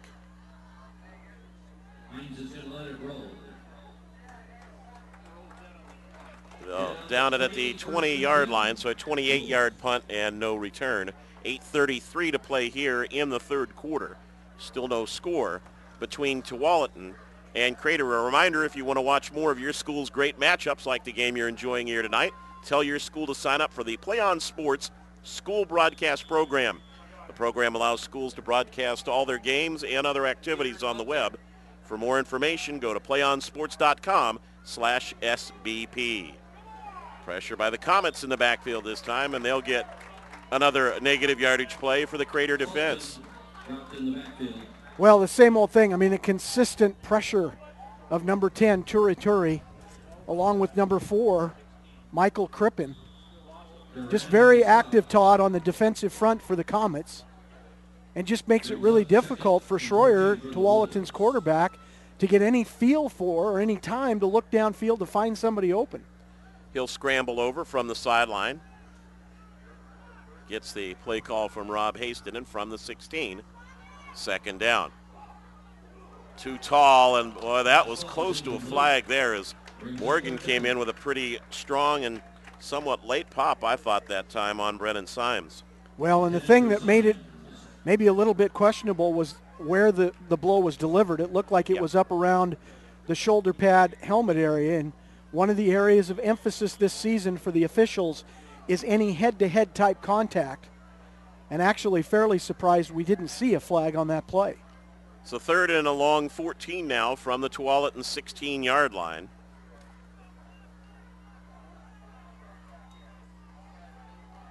Schroyer under pressure and ran right into the Comet defense. Turi was there first, forced him out of the pocket, and Eduardo Duran made the wrap-up. Yeah, so, you know, here's the thing. Clearly, the drop-back pass or the 2-step drop out of the gun, there just isn't enough time. So now, offensively, I think you need to, as we talked about, you need to run right at the defense. Just run right at them. High snap through Alvis, and points on the board with a safety for Crater. So wouldn't you know it, we play this far, 7:15 left to go in the 3rd quarter. Both offenses struggle to try to get field position, and the first points of the game come on a bad snap through the end zone by the Timberwolves, and the Comets, who really have, from an offensive yard perspective, kind of been woefully inadequate. They're on the scoreboard first. This is a funny game. Well, it's a single and 2 RBIs for the Comets. And Crater will get possession of the ball as well with the free kick to be taken from the 20-yard line, but they snap a little bit wobbly, a little high, possibly playable, possibly catchable, but didn't quite get it done. And we get points on the board in a way that none of us probably would have guessed. No, but again, it's the first game of the season, and what you will see, particularly with special teams, particularly with long snappers, I mean, that is really kind of a skill that you have to acquire. A lot of times you're going to find an athlete, it's throwing the ball, upside down. It doesn't surprise me that in a situation with pressure, you just get a bad snap. Now, I will preface this by saying I have no rooting interest in either team. I like the quirky, though, and it would be great to either have this as a final score of either 2-0 or have Tualatin come back and get a field goal and win 3-2. Yeah. Just something odd like that for a first game report to phone in to the rest of the media. Alves with a nice kick from the placement, and Crater should get fairly good field position from this. Nice decision, really, that time by Bennett. I was about ready to chide him for standing still and waiting too long, but he really allowed his interference to set up and turned it into a pretty good return. Well, and what happened, Todd, is that Tualatin aggressively, their guys flying down the field in their lanes, but they overran the ball carrier, and Bennett just did a really nice job of kind of waiting, hesitating, finding that little crease, and heading upfield. So the Comets with a lead and the ball out near midfield. Looked like somebody flexed, but no flag. And again, they'll roll left side and complete that little short dump-off pass. Taryn Lewis, the receiver that time, on the pass from Chase Mackey. And they do seem to like to roll wide side of the field there, but John Beck has not gotten a lot of forward yardage on those left side passes. No, and really, the goal is to kind of stretch the field, and when Mackey can't find somebody deep, he just dumps it off to the safe route. Dakota Massey in a slot position this time for the Comets. Mackey time has a wide open left corner. Good decision to pull it down, and he'll pick up a first down before getting knocked out of bounds. And they're going to flag Tualatin for that because the hit was made after he had crossed the sideline, and this will add 15 more for Crater. Well, our camera's right on that one, and you could tell that even from the wide shot, Mackey was well out of bounds when he took that third hit. And the official threw the flag, and rightfully so.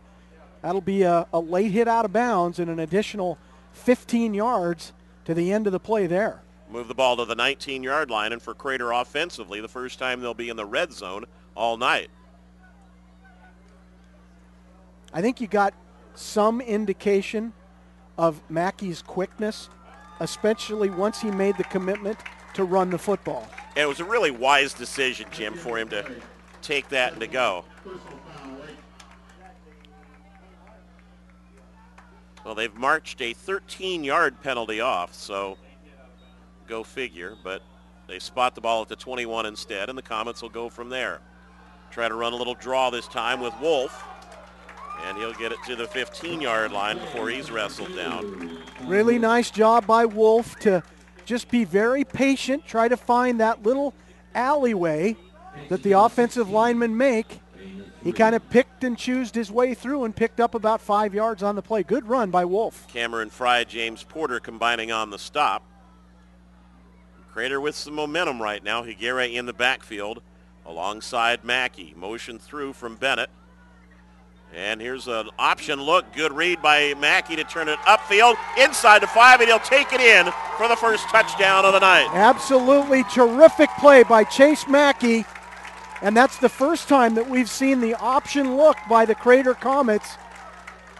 And Mackey made a terrific read because the pitch man was covered, and he just turned the ball upfield, a nice little cutback move. So flow coming this way towards the east, and he did what most good running quarterbacks will do, cut it back across stream, nobody there to stop him, and he wanders into the end zone for a Comet touchdown.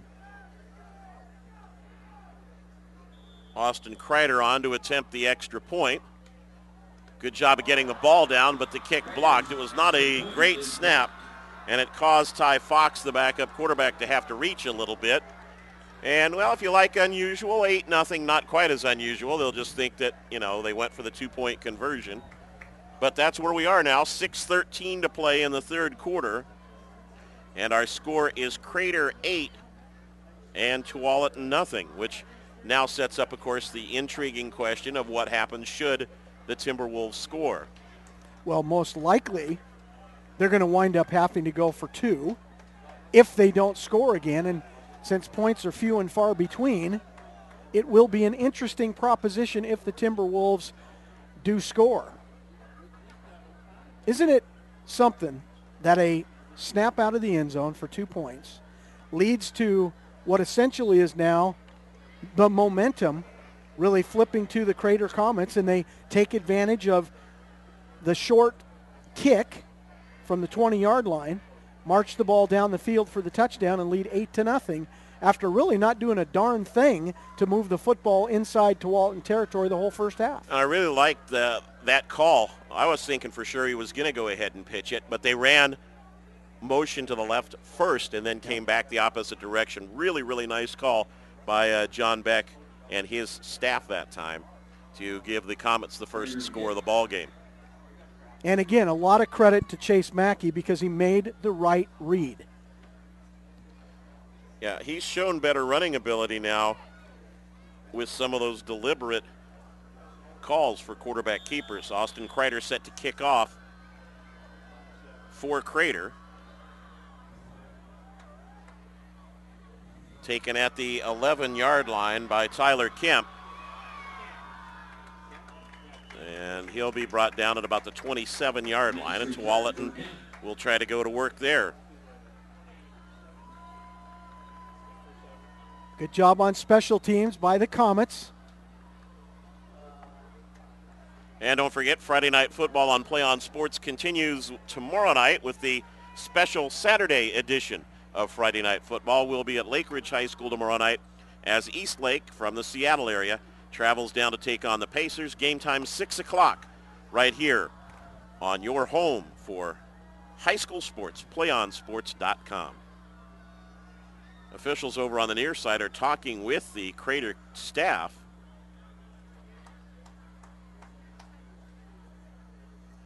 And it seemed to be kind of in the tone of a lecture. And now we've got a coach angry with a coach, it appears. Well, that's John Beck, who clearly has a couple things to say. And my guess is that someone, maybe not on the staff, but someone who is with the team, has maybe been chipping at the official on this side of the field. And it was just a friendly reminder that you just don't do that stuff. So the Timberwolves back at it as they try to come back into the ball game. Andrew Schlottman, the ball carrier that time, on the handoff from Schroyer.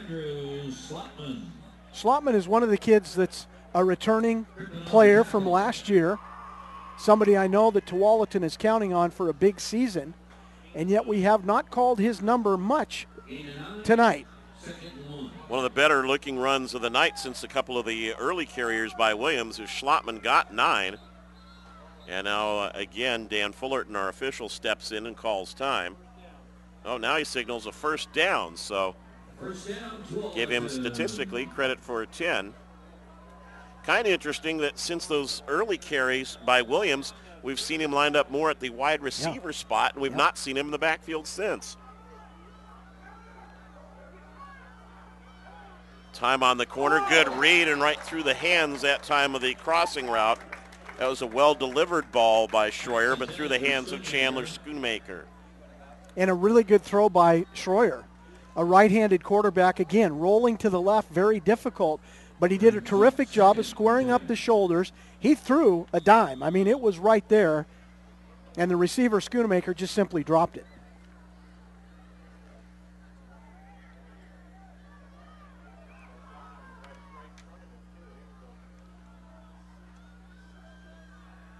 So 2nd and 10, Timberwolves back to the air once again. And this one will be close to a first down again with the completion to Brennan Symes. Blake Fondrich with a nice open field tackle. Symes a little slow to get up after that lick. They're going to give him a left foot spot instead of a right foot spot. And he appears to be about a half yard short. Well, Symes made a nice move to avoid the first tackler. and then it was a face-to-face welcome by Mr. Fondrich. That's why he's, right now you can see he's kind of shaking it off after the big hit by number 5 for the Comets. Williams near side again at the wide receiver as they hand to Schoonmaker. Flag thrown in the area where we would expect a hold, and we'll see what this one's going to be.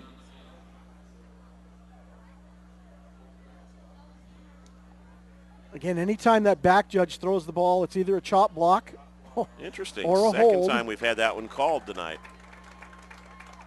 Easy enough to have happen in the trenches, I would think, Jim. And again, the kids are not looking at who's making contact where necessarily. They're just trying to get a body on a body right now. Yeah. And again, one of the things, Todd, and you know this, before the start of the season, the officials always, through their training regiment, have areas or points of emphasis that each one of the officials on the field would be looking for.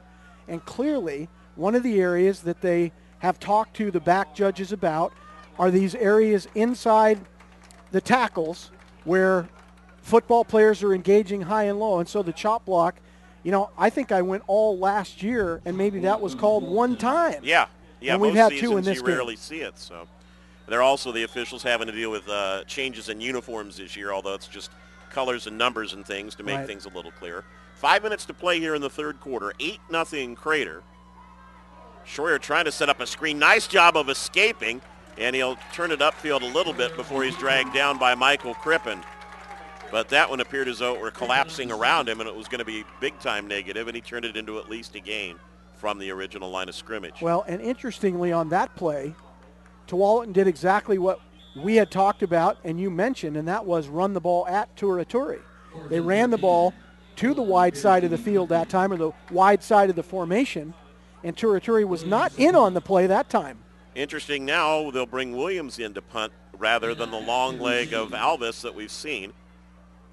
He takes his time, nearly got that one blocked, and gets off a kind of nose end-over-end kick that gets a little roll off the end of his foot.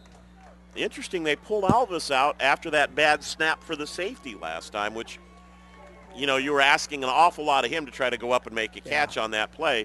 Perhaps that's why they brought in the more athletic Williams, just in case there were another bad snap. But that was an interesting choice that time by Rob Haston to make. Well, and I think the other thing is this is a good time to be looking at your players and making sure that you've got guys who are in game type situations being able to kick the football.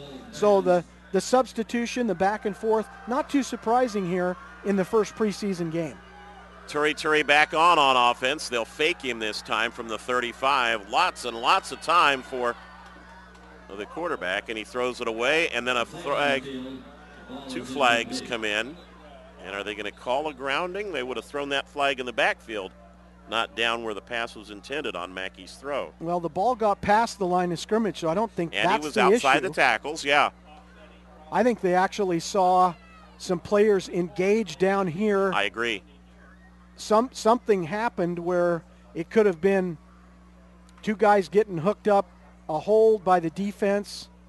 I'm sure Dan Fullerton, our white hat, will tell us. Lineman downfield.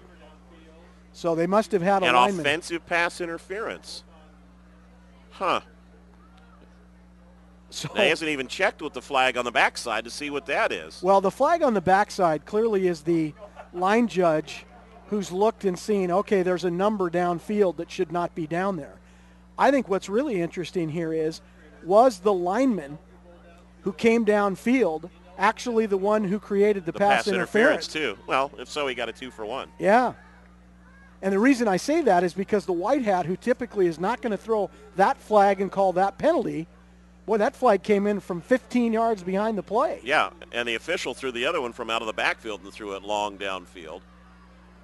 So they're going to decline the ineligible receiver and take the pass interference instead. It's because that involves the loss of down. Yep. So they're going to take the penalty, obviously, that gives them not only the yardage but the loss of down. And it was, in fact, a pass interference. Yeah, it's a pass interference call from the 19-yard line. Again, outrunning pursuers on the corner. He'll take it out of bounds at about the 25-yard line. And Mackey just running wide side, just outrunning pursuers. Yeah, and I don't think that there was any contemplation at that time of throwing the football. No. I think that was just one of those kind of bootleg plays where the quarterback's going to get as much as he can. It's a safe play, picked up some yardage.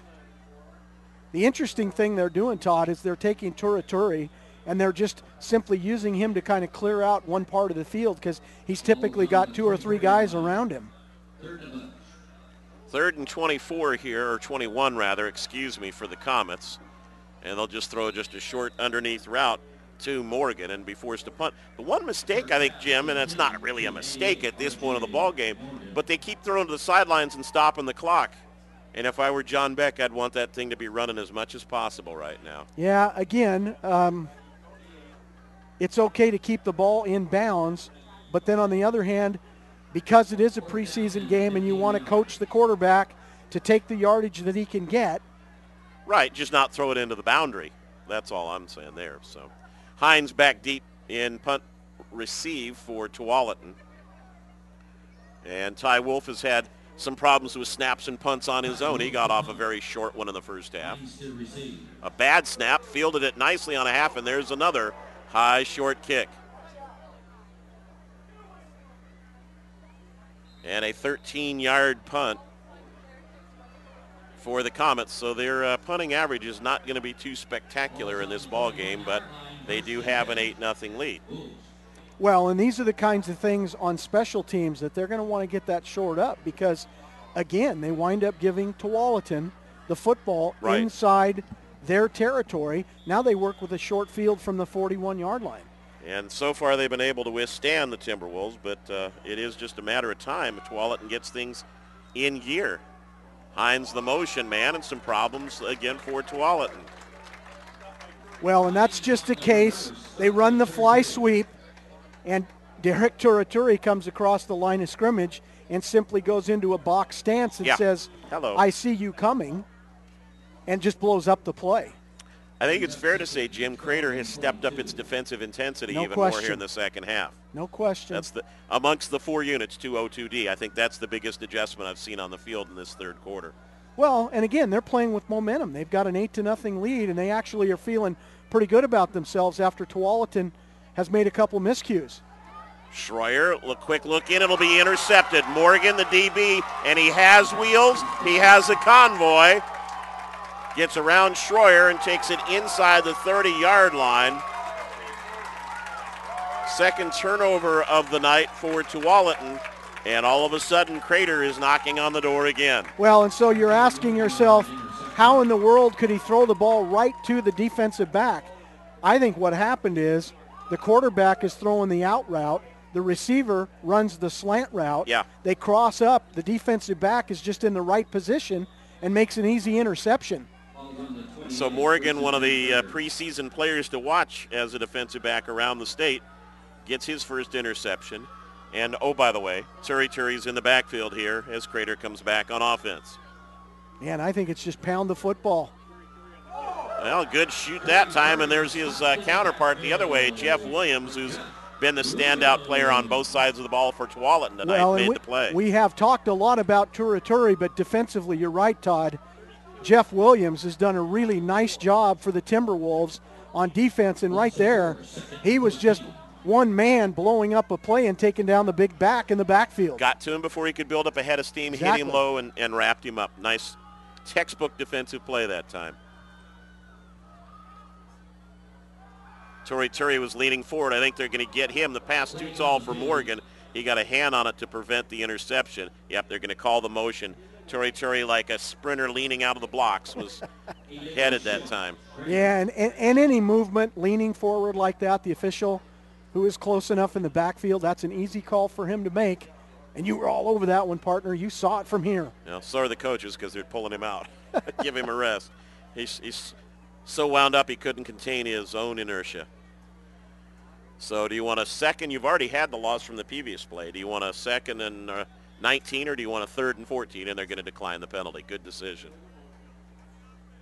You know, it really seems to me that one of the challenges that the Comets will have throughout the season is how much they play Derek Turaturi. I mean, he literally could be on the field for every play and make a huge impact. And where is he a greater impact within your own conference, on defense or on offense? That's a question that John Beck's going to have to answer. But he is a standout athlete, is Derek Turaturi. He's off the field now, though, and not able to help out Chase Mackey, who gets sacked at the line of scrimmage. And what looked to be promising for Crater has gone nowhere on this set of 3 plays. Cameron Fry with a good tackle there. Great play for Tualatin.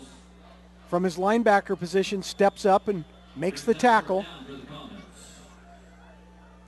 And it's a 4th and about almost 15 to go. And part might argue that I'll pooch punt in the corner and make Tualatin work it, but they're going to go for it here instead.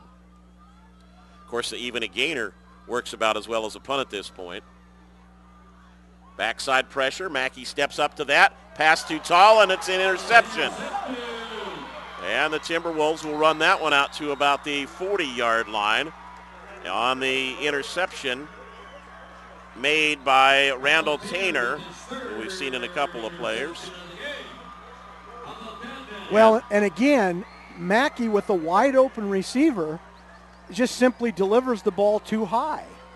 Yeah, I think he's completed more passes to Tainer than anybody else tonight now. And a lot of that, Todd, has to do with the fact that he's not getting his feet set. He's feeling rushed. He's feeling pressure. And again, that low or the high late release and the ball's going to sail.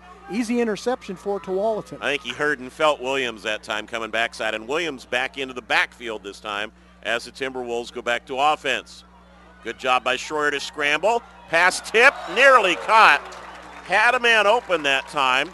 Just could not quite get it to him as he tried to hit Brennan Symes, and Hector Villa back on the defense to get a hand on it for Crater. Well, and if Schroyer gets just a little more air underneath that, he might be able to drop it over top of the defensive back, but he threw a dart from about 35 yards down the field. Villa made a good play to tip the ball.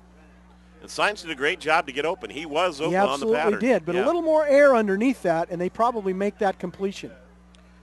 Over here on the near sideline, the Crater Comets are warming up Ty Fox, their backup quarterback, so we'll keep an eye on that. Meanwhile, Williams is in the clear. Villa gives pursuit, waits too long, and Williams will take it in for the score. Well, that's one way to answer, or at least get momentum back on your side of the field, and that is get the quick-hitting, quick pass play to your best football player on offense, Jeff Williams, who literally bowled over Tyler Kemp in the secondary. Not Tyler Kemp, I'm sorry, Davey McCollum for the Comets. And then it was just a foot race to the end zone, and Tualatin right back in the football game. 59-yard score, and now they've got to immediately turn around and figure out what to run for the two-point conversion, and how much time have you really spent practicing that prior to your first game of the year. So this to get it to a tie. Well, I would expect something misdirection or Mr. Williams. Schroyer trying to tuck it upfield. He got drives it. The pack. Did he get in? I think he did. No signal, and the officials say no, he did not get there. Boy, I'll tell you what, the official on this side of the field, closest to the Crater sideline, the team in white, really was staring down that goal line, and it looked like from this angle that he actually did, with the football, break the plane, but the officials say no good. Yeah, and let's remind folks that from our angle, we're about 50 yards upfield. Yeah, so, but come on, you know we can call the game from up here. All right, omnipotent one. 1:05 to play here in the third quarter. Schroyer to Williams, 59 yards for the first score of the year for Tualatin. And the two-point conversion fails to make it Crater 8 and Tualatin 6. A reminder that Play On Sports is on Facebook and Twitter, giving you news and information and links to great highlights. Follow us at Play On Sports on both Facebook and Twitter. And you can also access thousands of live and on-demand games on YouTube at youtube.com/playon-network. Keep up with all the high school action every week in your state and across the country from your destination for high school sports, playonsports.com.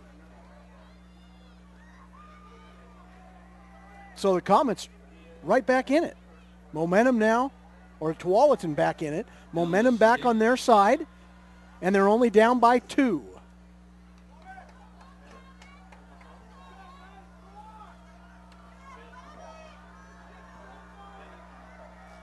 So Kyle Alvis back out again to kick off for Tualatin. Corey Bennett and Davey McCollum deep for Crater. Best kick of the night for Alvis, and Bennett will take it at about the 2.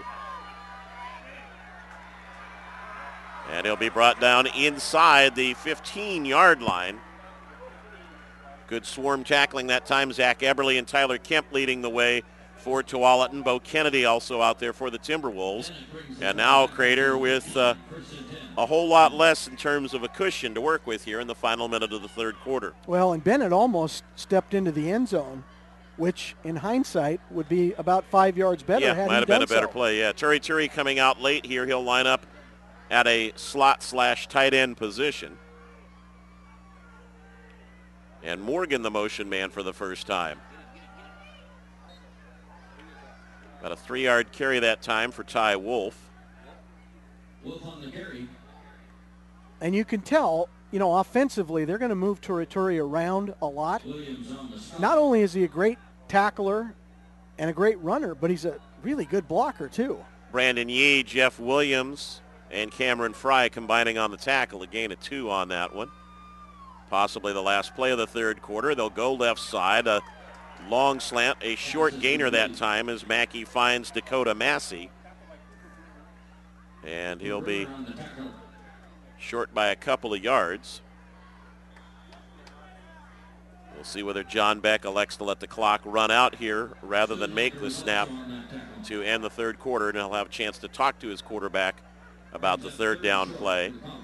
Yeah, I think. And yet Mackey has noticed as well and got the signal from the sidelines, and they will let the clock come to an end at the end of the third quarter. Well, we got points on both sides right now. It's the snap that went for a safety that is the difference between the two teams at the end of the third quarter of play.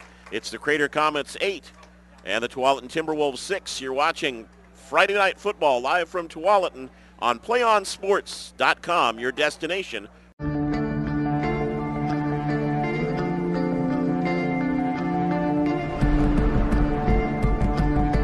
One match away from immortality. This is a total team effort. We're going to try to dictate to you what you're going to do on both offense and defense. We're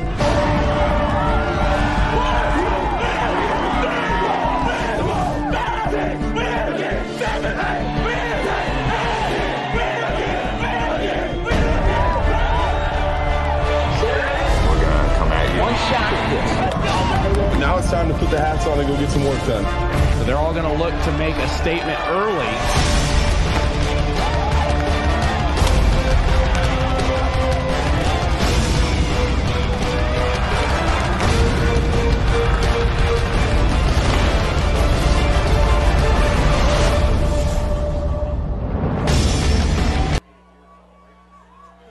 Ready to start the fourth quarter here in Tualatin, a 3rd and 2.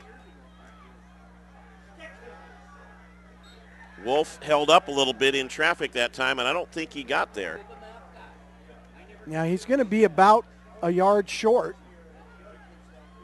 He actually looked to me like, Todd, he was tippy-toeing just a little bit, trying to pick a hole instead of just getting the nose to the south and running hard with the shoulder and I square. think he had he turned it upfield and gone, I think he could have gotten it. There wasn't a lot there in his way. But they thought for a minute about possibly going, but they will line up in punt formation. Hines is there. Wolf, again, who has had some punt problems tonight. So now it's a battle of field position. Dropped the ball a little bit there, but got away his best kick in quite a while. And Hines is dropped immediately, so good coverage for the Comets by Teran Lewis. So we start the fourth quarter now. The Timberwolves will start this possession out near midfield and with a little momentum of their own for the first time tonight. Excellent coverage on the punt by Lewis. And a good kick by Bennett. Brandon Schroyer brings the T-Wolves back out as they try to run a little misdirection. They'll get 2 on the quick hitter up the middle. as Andrew Schlottman carried the ball that time. Sal Flores, number 44, in on the tackle. 5'8", 220 senior. Really kind of the anchor at that nose position for the Comet defense. Jim, this is going to be an interesting possession for the Crater defensive unit after finally getting their shell cracked for the first time tonight. Well, they can step up and make a key stop in this series. Schroyer with a quick out, completed to Symes. And the Comets will just escort him out of bounds at the Crater 49-yard line.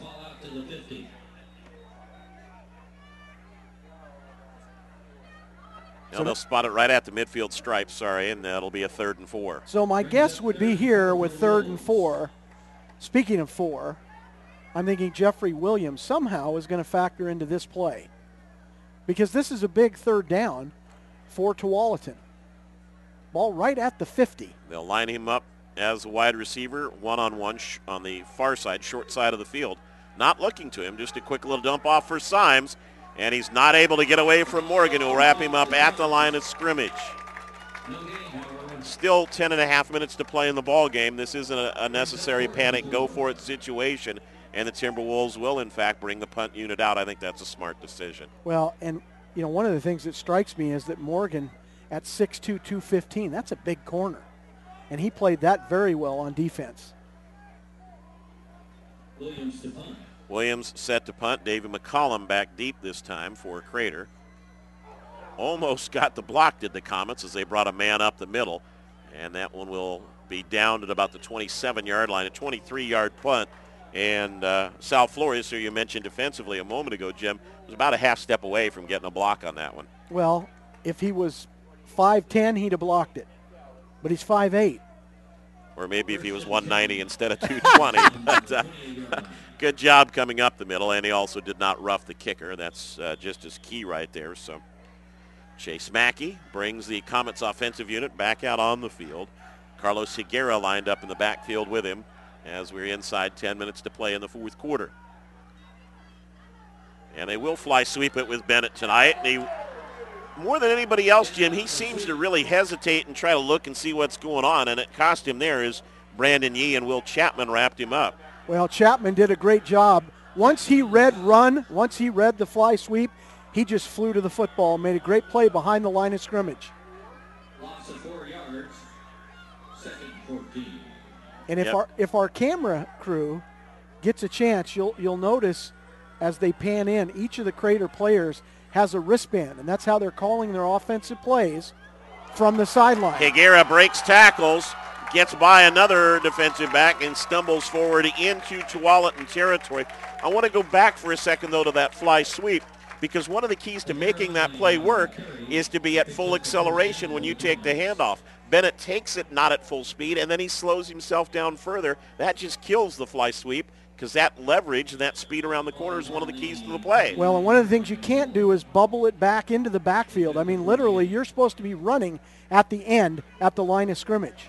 Dakota Massey, the motion man, and Higuera, after that last nice carry, will get stacked up at the line of scrimmage that time. And Higuera doesn't get past the line of scrimmage. Nothing more fun than being held up and all of a sudden seeing Williams flying at you. Yee was also there. Yeah, that was and Higuera comes out after that play. That's what you call the cleanup shot by Jeff Williams, a totally legal hit and a pretty good wallop right at the end of the play. Fondrick will come in for him.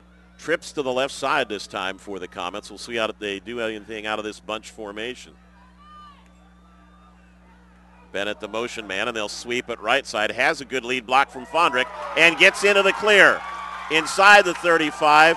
And for as much as I've gotten on his case for being hesitant in the past, he did not hesitate that time and got it up the field. Well, one of the things he did really well, Todd, is he had that lead blocker from Fondrick. Yeah. And he actually did a great job of playing behind that block, reading which way Blake was going to take that defensive player, and then once he knew, cut right off the rear end of the blocker and got himself upfield. Good play. Yep, 28-yard gain down to the Timberwolf 20-yard line. 8:20 to play in the 4th quarter as Crater hangs on to a 2-point lead. Fondrick right side. Misdirection as everybody followed the sweep man, and he'll take it inside the 5-yard line before he's brought down.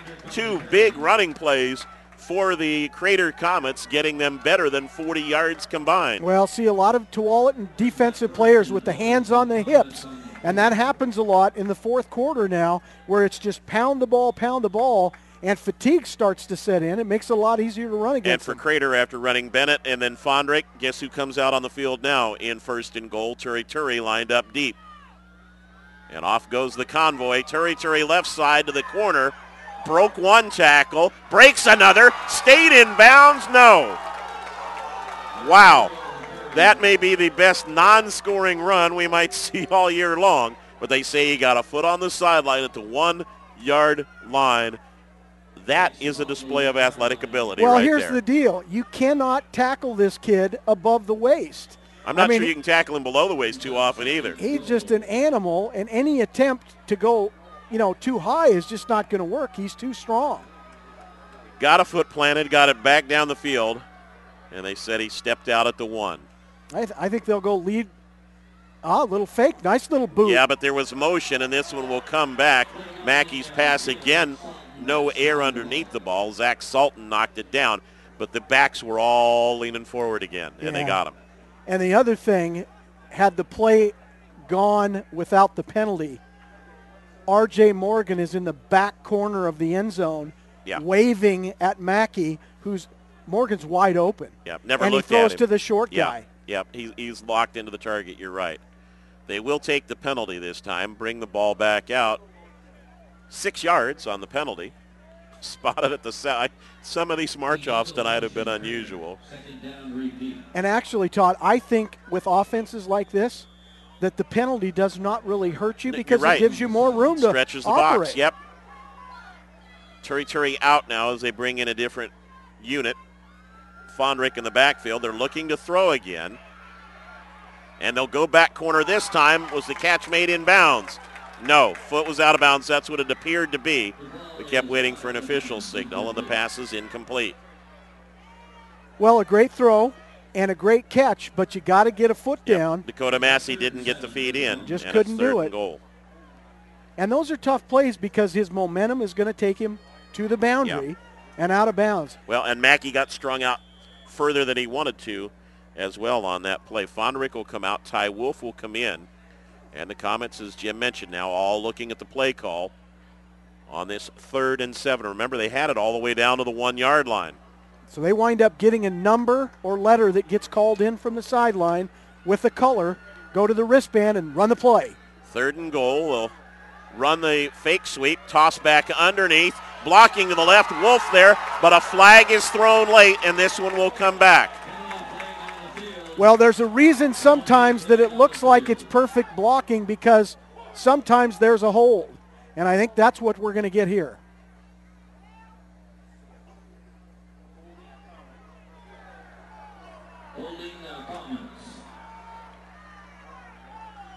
Well, the Crater fans on this near side not particularly happy with that call. And speaking of the Crater fans, good turnout for the folks from Southern Oregon. Well, the holiday weekend, I think, helped a little bit, too. But, they did travel well, and they've been very supportive of their team. And I think they've been polite in their displeasure with the officials, at least so far. So the spot foul results in a 5-yard penalty. It is a 3rd and goal from the 12-yard line.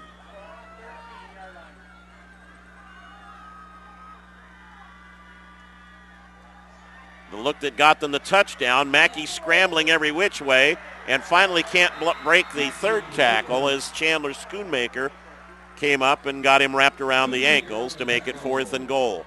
Well, no indication of a kicking unit coming out at all, Jim. Right, they went back to the option play, and Mackey wanted to try the cutback, but just great pursuit by the defense of Tualatin, and Schoonmaker makes a ankle tackle on Mackey to force the 4th down. Yeah, he turned it too far back up the field that time, I thought. Turi remaining on the sideline on this 4th and goal. Trips left, trips right rather, single receiver to the left. As Mackey checks the list, that looked like illegal motion. No flag. I didn't think he was set for the full second. Mackey lobs for the end zone, incomplete as it was batted down. And the Timberwolves will take over on downs. Well, the idea of what Crater's trying to do with the quarterback is more a half roll than a full roll. And what's happened is Mackey finds himself with pressure on the outside, and this time he decides he's going to squat and try to throw the football basically with 2 feet planted in the ground. Right. He gets no zip on it whatsoever, underthrows it, and it's a turnover, and Tualatin gets the ball back. Well, and a really good observation on that half roll too, Jim, because he's been at his most effective when he's gone aggressively for the corner, no whether question. It's a sprint out or a tuck run. Timberwolves take the ball over from the 12. And some pressure in the backfield, and the sack will be made. Guess who? Turi wrapped around Brandon Schroyer. You know you're watching a really good high school football player when any place on the field the kid is, he simply cannot be blocked. And again, this is a case where Tualatin has on that play 2 guys lined up over top of him. He breaks through the double team and makes the tackle. Yeah, wherever Turi is, it's the danger zone. Whistle, and they'll bring that one back. Somebody jumped prior to the snap. 5 more yards. Actually, a little less than that on the illegal procedure because they were at the 9, so they'll have to go half the distance, take it back inside the 5. 6:08 to play in the 4th quarter, by the way, and our score, Crater 8 and Tualatin 6.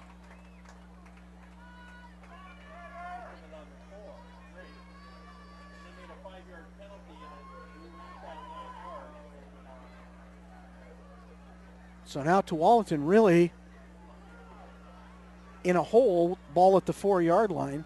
This clearly will change the way Coach Haston decides to run the rest of this series. Yeah. 2nd and 18, and if they are going to try to run it, they've got to get some motion, some spread. Williams, by the way, is to the top of your screen, left side. Snap is fumbled, and Schroyer just runs for his life right there. Takes it up to about the 8 or 9 yard line.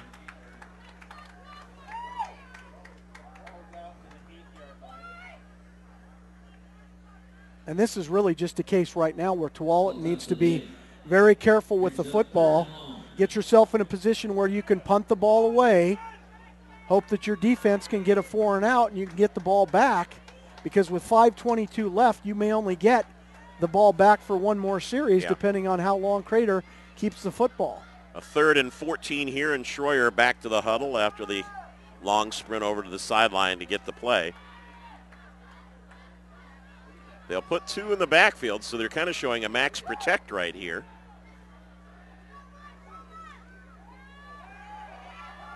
Looks to go long and incomplete, and an interesting job of covering there by Andrew Horton, who has his left hand wrapped. He really didn't appear to make much of an effort for the interception, just kind of one hand waving at it right there, Jim. Well, the ball was overthrown on Sultan by about 10 to 15 yards. And you're right, the defensive back let the ball kind of innocently fall to the ground. Would have been much like a punt had he intercepted it. Williams to punt out of his end zone. Bennett back deep. Comets just kind of showing contain. That is a short kick. And it will not do the Timberwolves any favors, as it will get down inside the 30-yard line. So short field for Crater to work with here. A reminder to stay tuned for the PlayOnSports.com post-game show, where we will select our player of the game as well as wrap up all the action from this game. Coming up following this game on your destination for high school sports, PlayOnSports.com. Do you think we have some candidates for players of the game? No. Oh, okay. I think we have one, but that's just me. We'll see if the Comets elect to keep the ball on the ground here, try to make the clock their ally a little bit as they start from the Tualatin 30-yard line. Bennett the motion man again, and they will dive it with Wolf. Nice job of protecting the ball that time too, Jim, as he wrapped the arms around it down to the 23-yard line. You know, one of the things John Beck talked to me about before the game was the fact that Crater has spent a lot of time in conditioning. And right now, their offensive line actually looks like they're just in a lot better physical condition here down the stretch as they blow Tualatin linebackers and linemen off the ball. Carlos Higuera back in the backfield this time. And they'll give it to Higuera. He is close to the first down, maybe about a half yard short. And Higuera a little slow to get up right here, and they'll stop the clock. Referee timeout. Well, the good news is he's up now. Yeah. They'll have to bring him out, and Ty Wolf's already coming. Higuera had hobbled on the ankle once before, and you can see he's under pretty good speed still, but favoring the ankle just a little bit. So it'll be third down and about a full yard to go here as they'll start the clock back up momentarily with 4:05 to play in the fourth quarter. And really important for Tualatin that they stop Crater in this drive, do not allow a score if they're going to have any chance of winning the football game. This is the only place sometimes, Jim, where the spread is your detriment since you take it in shotgun on a short yardage situation. A little tough to get the short gainers sometimes, but Wolf will break through and pick up the first down at the 13-yard line. Obviously, they've gone under center a few times, but... And doesn't it feel like Crater offensively is really they're really hitting their stride now? With confidence and just good, short, simple, direct plays. And as you said, the conditioning starting to pay off as well as we go inside of 3.5 minutes to play in the ball game. Crater leading at 8-6. Nice field on the snap that time, and they look to throw right through the hands of Taylor Peterson, who was wide open that time. Mackey was one of his better-looking passes, and Peterson just couldn't wrap it up. Well, and the offensive line did it, and the backs did a great job of picking up Jeff Williams, who was on the blitz. And the ball was well thrown just through the hands of the receiver. Interesting time to go ahead and run, well, what would have been a simple pass pattern, though, but the incompletion stopping the clock. So we'll see what the Comets do this time. And they'll run a little reverse inside as Wolf hands it off to Peterson. And, well, they say if you no, it's not Peterson. It's Bennett, number 3, rather than Peterson, number 9. And time called by Tualatin with 3:15 to play in the fourth quarter. It is a timeout called with Crater leading Tualatin by a score of 8-6. Don't forget that PlayOnSports.com is not only your destination for Friday night football action, it's also the place for the most comprehensive coverage of high school playoff and championship events in all sports from across the country. PlayOnSports.com, high school sports lives here. You know, I like the play call, but the thing is when you're counting on your quarterback to deliver a key block, he does need to make it. And unfortunately for him, Dane Simonson from Tualatin made a great play of coming across the line of scrimmage, staying in his lane, and kind of blowing up the play because Mr. Mackey didn't get that block. Yeah. So 3rd and 10 here, and if I'm Crater, I just kind of look to run something in the middle, get 4 or 5, run another play, and either force Tualatin to burn another timeout or you're going to take the clock well inside 3 minutes. Kicker has been warming up this time, Austin Kreider.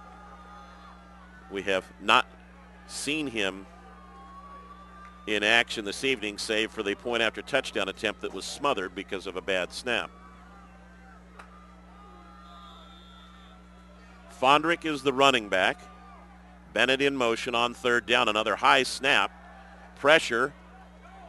And they finally decides to turn it up the field. They spent so much time that time, Jim, going nowhere. Well, and here's the other thing. They've now run the ball to the far hash, which means that if you're going to kick the field goal, and maybe that's what they wanted to do because the right-footed place kicker kicks the ball more to the left. Maybe that's the hash he wants to be on for a field goal. Well, I'm not sure you'd want to be on either hash, but yeah. Well, wouldn't you want to be in the middle of the field? Right, And so that's why I'm surprised that they're going to run a sprint action play and get the ball essentially on the far side of the field, which makes it a much more difficult field goal attempt. Tualatin calling its second timeout, so they'll have 1 remaining. It is a 4th down and about 9 to go with 3:06 to play here in the fourth quarter. We'll remind you again to stay tuned for the PlayOnSports.com post-game show where we'll select our player of the game as well as wrap up all the action from this ball game. That'll come up following the game on your destination for high school sports, PlayOnSports.com, where we will bring you tomorrow night a special Saturday night edition of Friday Night Football as the season opener for Lake Ridge High School as the Pacers will entertain the East Lake Wolves from the east side of Puget Sound and the King County League. And that comes your way tomorrow night at 6 o'clock here on PlayOnSports.com. See, Todd, I think they run that play. That's really an indication they were going to go for it on 4th down anyway. Yeah, I don't think agree. they had any intention of kicking a field goal. And number 10 is back in the lineup on offense. Turi is lining up at a receiver spot, though. It is Fondrick who is in the backfield. And I'm surprised I'd almost put Turi to this near side, but they've got Morgan there, maybe lob to him into the wide corner. 4th and 9. And they are, I don't know what they're doing except losing a ton of yardage.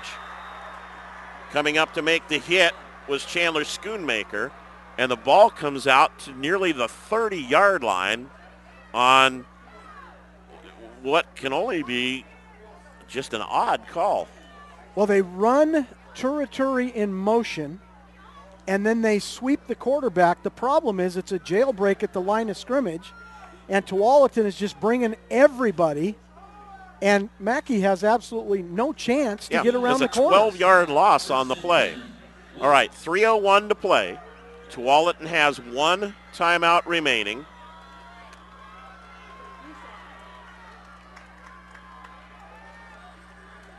Schroyer, short pass down the slot, caught out over the 40-yard line, and not much of a tackle by the first man. R.J. Morgan had to come over and make the play. Blake Fondrick had his back to the receiver, and I don't think really recognized that the guy caught the ball. He kind of gave him a little shove in the back. 14-yard gain. They'll take it to the 40, and a first down there. This is really where Crater defensively needs to just kind of zero in on fundamentals and their keys in trying to stop this Tualatin drive. Schlottman, the running back, pressure. They flip it outside again, get another seam as they got by Turi. 40 to the 30. One man to beat. He is by him. Touchdown, Tualatin. How about that? Boy, Nick Hines, the catch. That was perfectly executed on the quick screen, obviously knowing that they get the ball to their fast guy, Nick Hines, and Hines makes a great play to make a read off the kickout block, and then once he gets in the open on the sideline, nobody is going to catch him. What a play by Tualatin, and that's the kind of thing that you will see more and more as the season progresses, because that is spread football. Turi came crashing into the backfield. The call eliminated him from the play and from pursuit, and they line up again to go for 2. They have to bring Himes back out. So 2 big plays. Schroyer to Williams for 59 yards in the third quarter. Schroyer to Hines, mostly all Himes. Good for 60, and the go-ahead score. The slant, tapped, deflected, incomplete. Well, so the issue really is that you score the touchdown to go ahead, but you've left 2 minutes and 29 seconds on the clock for Crater to try and do something. Now, I would say that based on what they've accomplished throughout the night offensively, maybe that's not a big deal at this point. But and it's going to take a touchdown to beat them. Absolutely. And still, I go back to the play on 4th down, the call by the Comets on a sprint left where really it almost looked like they were just trying to position the ball, and it winds up really kind of costing them because Tualatin runs 2 big plays, and now the Comets find themselves down by 4 with 2:29 left. They do have all 3 of their timeouts. They have done not a lot offensively tonight, trying to find the right words to say, because the only drill drive they put together was the short field one after the safety. And Mackey broke clear on the keeper for the only touchdown of the night that the Comets have put together. So 12-8 the score. And I would suspect that Derek Turaturi will be in on offense for the offensive series that Crater will run. Well, he's getting a sip of water right now as he gets set. Bennett and McCollum are back deep as Alvis gets set to kick off. While we have a quick second, I want to thank Ted Rose, the athletic director here at Tualatin, and his crew for making us welcome tonight and for their hospitality. from the 14-yard line, and really nowhere to go that time for McCollum as the Comets waiting to try to find an opening and didn't get anywhere. At the 22-yard line, Crater will take possession. You know, Joe Becker gets hot dogs on Friday night flights. We got snacks here tonight in the press box. Hint, hint. Yeah. We will be traveling to other places this year. I think the other ADs are all busy, probably can't hear you. Yeah, probably so. Mackey to line things up.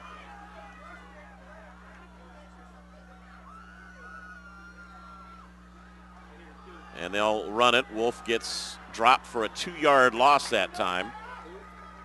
So they've got 80 yards to go. The clock running at 2:15. They take a loss of 2 yards on the play. Cody Summers leading the tacklers along with Walther. Summers will sprint over to the sideline now as we reach the 2-minute mark of the fourth quarter, 12-8 to Tualatin. Mackey has the corner, elects to look to throw instead, lobs it ahead. Nice catch by Morgan, and he will take it close to the sticks, but still be about 2 yards short as he was pulled down by Chandler Schoonmaker along with Zach Sultan. So it makes perfect sense that you're going to want to get the ball to R.J. Morgan or Derek Turaturi as a part of this drive. A big third down coming up Third for the and about Comets. 3.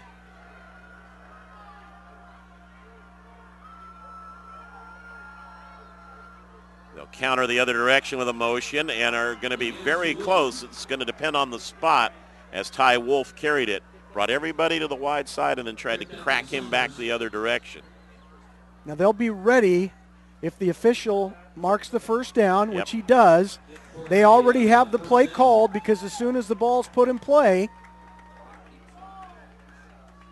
official is going to wind the clock, and there it goes. 1:15 to play.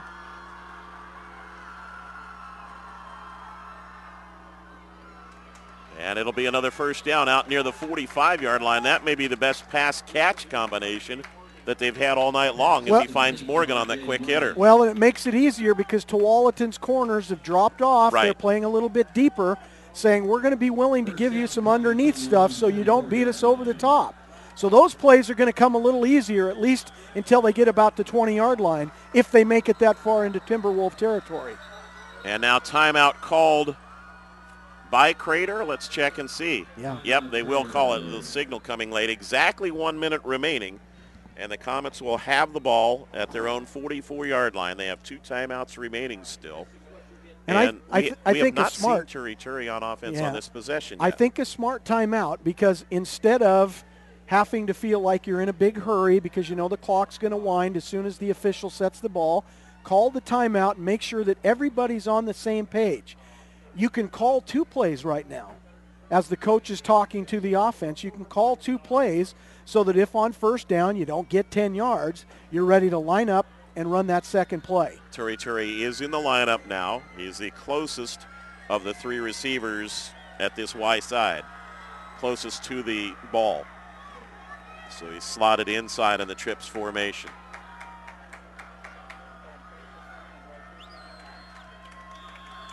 Morgan's the isolated man to the far side. A step, Morgan a quick out, goes out of bounds the 48-yard line and a gain of about 5. That kind of cushion, that makes sense. It makes a lot of sense. Take what the defense will give you. At some point, the defensive secondary is going to have to come up and play more of a press-type coverage. But for now, they're willing to give that underneath yardage. That's when you throw the out and up. Go right back to it again. He squats again and goes out of bounds at the Tualatin 41. Another first down there for Crater, 51.6 seconds remaining. Well, the other thing now that you might be thinking is everybody knows that your go-to guy is R.J. Morgan. He's on the short side of the field. It's easy pickings, but watch out for the backside. Bennett, Turaturi, and Massey are the other 3 as they go 5 wide this time. Try to do something different, and they're going to pay for it as they chase him out of bounds. First pursuit that time came from Will Chapman, and then he was forced out of bounds by Cameron Fry. and a loss of yardage. See, I think that's something that Chase is going to need to work on because he's on the half roll, recognizes nobody's open, but he's got to throw the football. Yeah, throw it to the sideline, throw it away. He's outside the pocket, and he takes an 8-yard loss instead of throwing the ball out of bounds and having another chance to go. Timberwolves backpedaling again defensively, and they will. No, he broke free, no whistle, and again does not get rid of the ball and will be taken all the way back to the Crater 38-yard line, a 14-yard loss on the play. Again, a situation where, okay, you've got a young quarterback. He's under pressure. He's trying to make a play, and in doing so, maybe doesn't make the right decision, and now this time he gets a huge loss, and now the team is in a bad way with 37 seconds left to go. And not taking a timeout, which I have to say I'm surprised by right now. I think more than anything they need to call a timeout and ready the ship.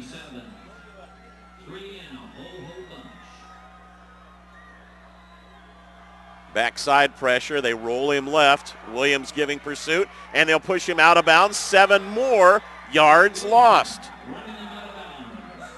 Yeah, it is 4th and 38 now. Yeah, I just, I'm a little bit surprised because Tualatin, the success you've had is running the ball or throwing the quick outs up the field. Yeah. Anything that's been pursuit oriented. So as soon as Mackey tries to run outside the pocket, Tualatin's defense, the linebackers, Williams, they're just too quick. And again, no timeout taken here.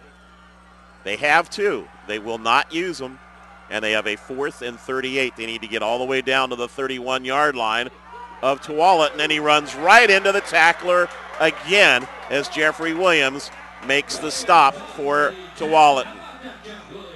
Well, if there will be a point of emphasis at practice for Crater this coming week, they're going to spend some time on their 2-minute offense because what we saw here was probably not what they had drawn up.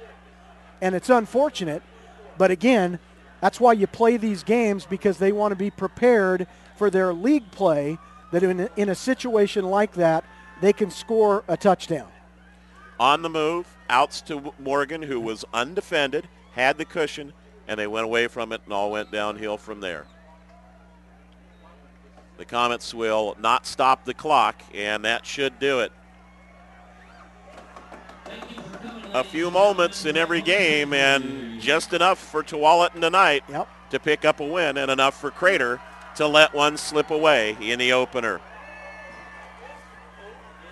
And that one play was Nick Hines on the big pass play from Schroyer with around 3 minutes left to go in the fourth quarter. And so Tualatin, by a lot of accounts, looked like they were in a little bit of trouble, but some mistakes, some questionable calls on offense by Crater opened up, gave them an opportunity, gave Tualatin an opportunity. They took advantage of it and then played great defense down the stretch. Well, a scoreless first half. They did appear to be rattled a little bit after the safety on the punt snap and the subsequent score, but they rallied from being down 8-0 to get a pair of touchdowns on 2 long plays, and Tualatin posts the victory over Crater by a score of 12-8. We're going to take a commercial break here for just a second, and we invite you to stay tuned for the PlayOnSports.com postgame show. We'll talk about our player of the game, wrap up all the action from this one as Tualatin wins the opener, the Timberwolves 12 and the Crater Comets 8. You're watching Friday Night Football on PlayOnSports.com, your destination for high school sports. We can get a player up here. Oh, that's good stuff. Perfect. Prepare a Wiley Ballard graphic. Do you want me to start the stream? Start the stream. Camera 3. Beautiful. We're coming in on 1. For more information on how your school can join the Play On School broadcast program, go to playonsports.com/SBP. 4th and 10 from the 41-yard line for St. Augustine. Kennedy dropping back to pass. Looking left, firing, incomplete, intended for Noland. No penalty flags on the field. Mar Vista will take over on downs, and Jordan Lertique will take that knee. And the Mar Vista Mariners knock off the number 2 seeded St. Augustine Saints at Mesa College in a dominating performance on both sides of the football for Mar Vista. They trailed 14-0 and came back. Again, down 2-0, facing adversity, and they've really just turned the table around since game number 3. Set an attack, great block made back inside the Maverick zone. A chance there by Bosback back inside the Maverick zone. Ball attacked there by Bosback, a second opportunity by Bosback. Lift violation call. Winner. It's over the net call. Oh my goodness. Bosback reached over on the attack. A Maverick error wraps up the title for the Back in Tualatin, and the home folks drive home happy.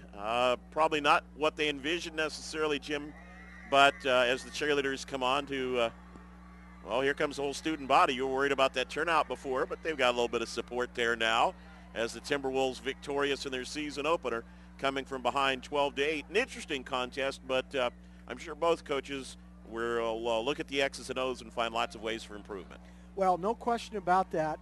And the other thing that stands out, while we focused a lot on a couple of particular players, this is a team game. And ultimately, at the end of this contest, it was Tualatin that actually rallied as a team, executed, made the big plays, and as a result, they get rewarded with a win in what was a very close game, a game that, kind of went the way I would have expected for a first game of the season.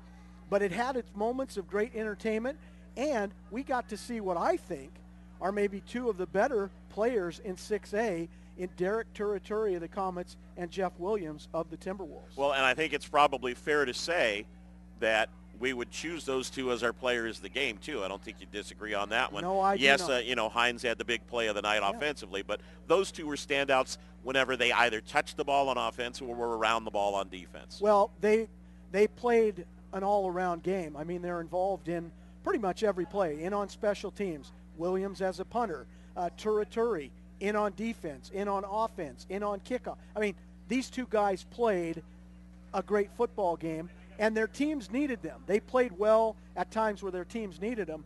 But in the end, again, Tualatin kind of summoned that, okay, we've got to just settle in now. We know what we need to do. They come up with two great plays. Hines with the big breakaway and the long run for a touchdown. And, again, they get the win in game number 1, and I'm sure Coach Haston very happy You'll with take the the results. W. That's, Absolutely. Yeah, right now, yeah. After a scoreless first half, Crater got on the board first. A punt snap that went through the end zone with 7:15 to play in the third quarter made it 2-0. A minute later, after the free kick, the Comets went back down the field again. Chase Mackey on an option keeper, 16 yards for the score. The point after was blocked, and it was 8-0. That was all the scoring that Crater would muster for the night.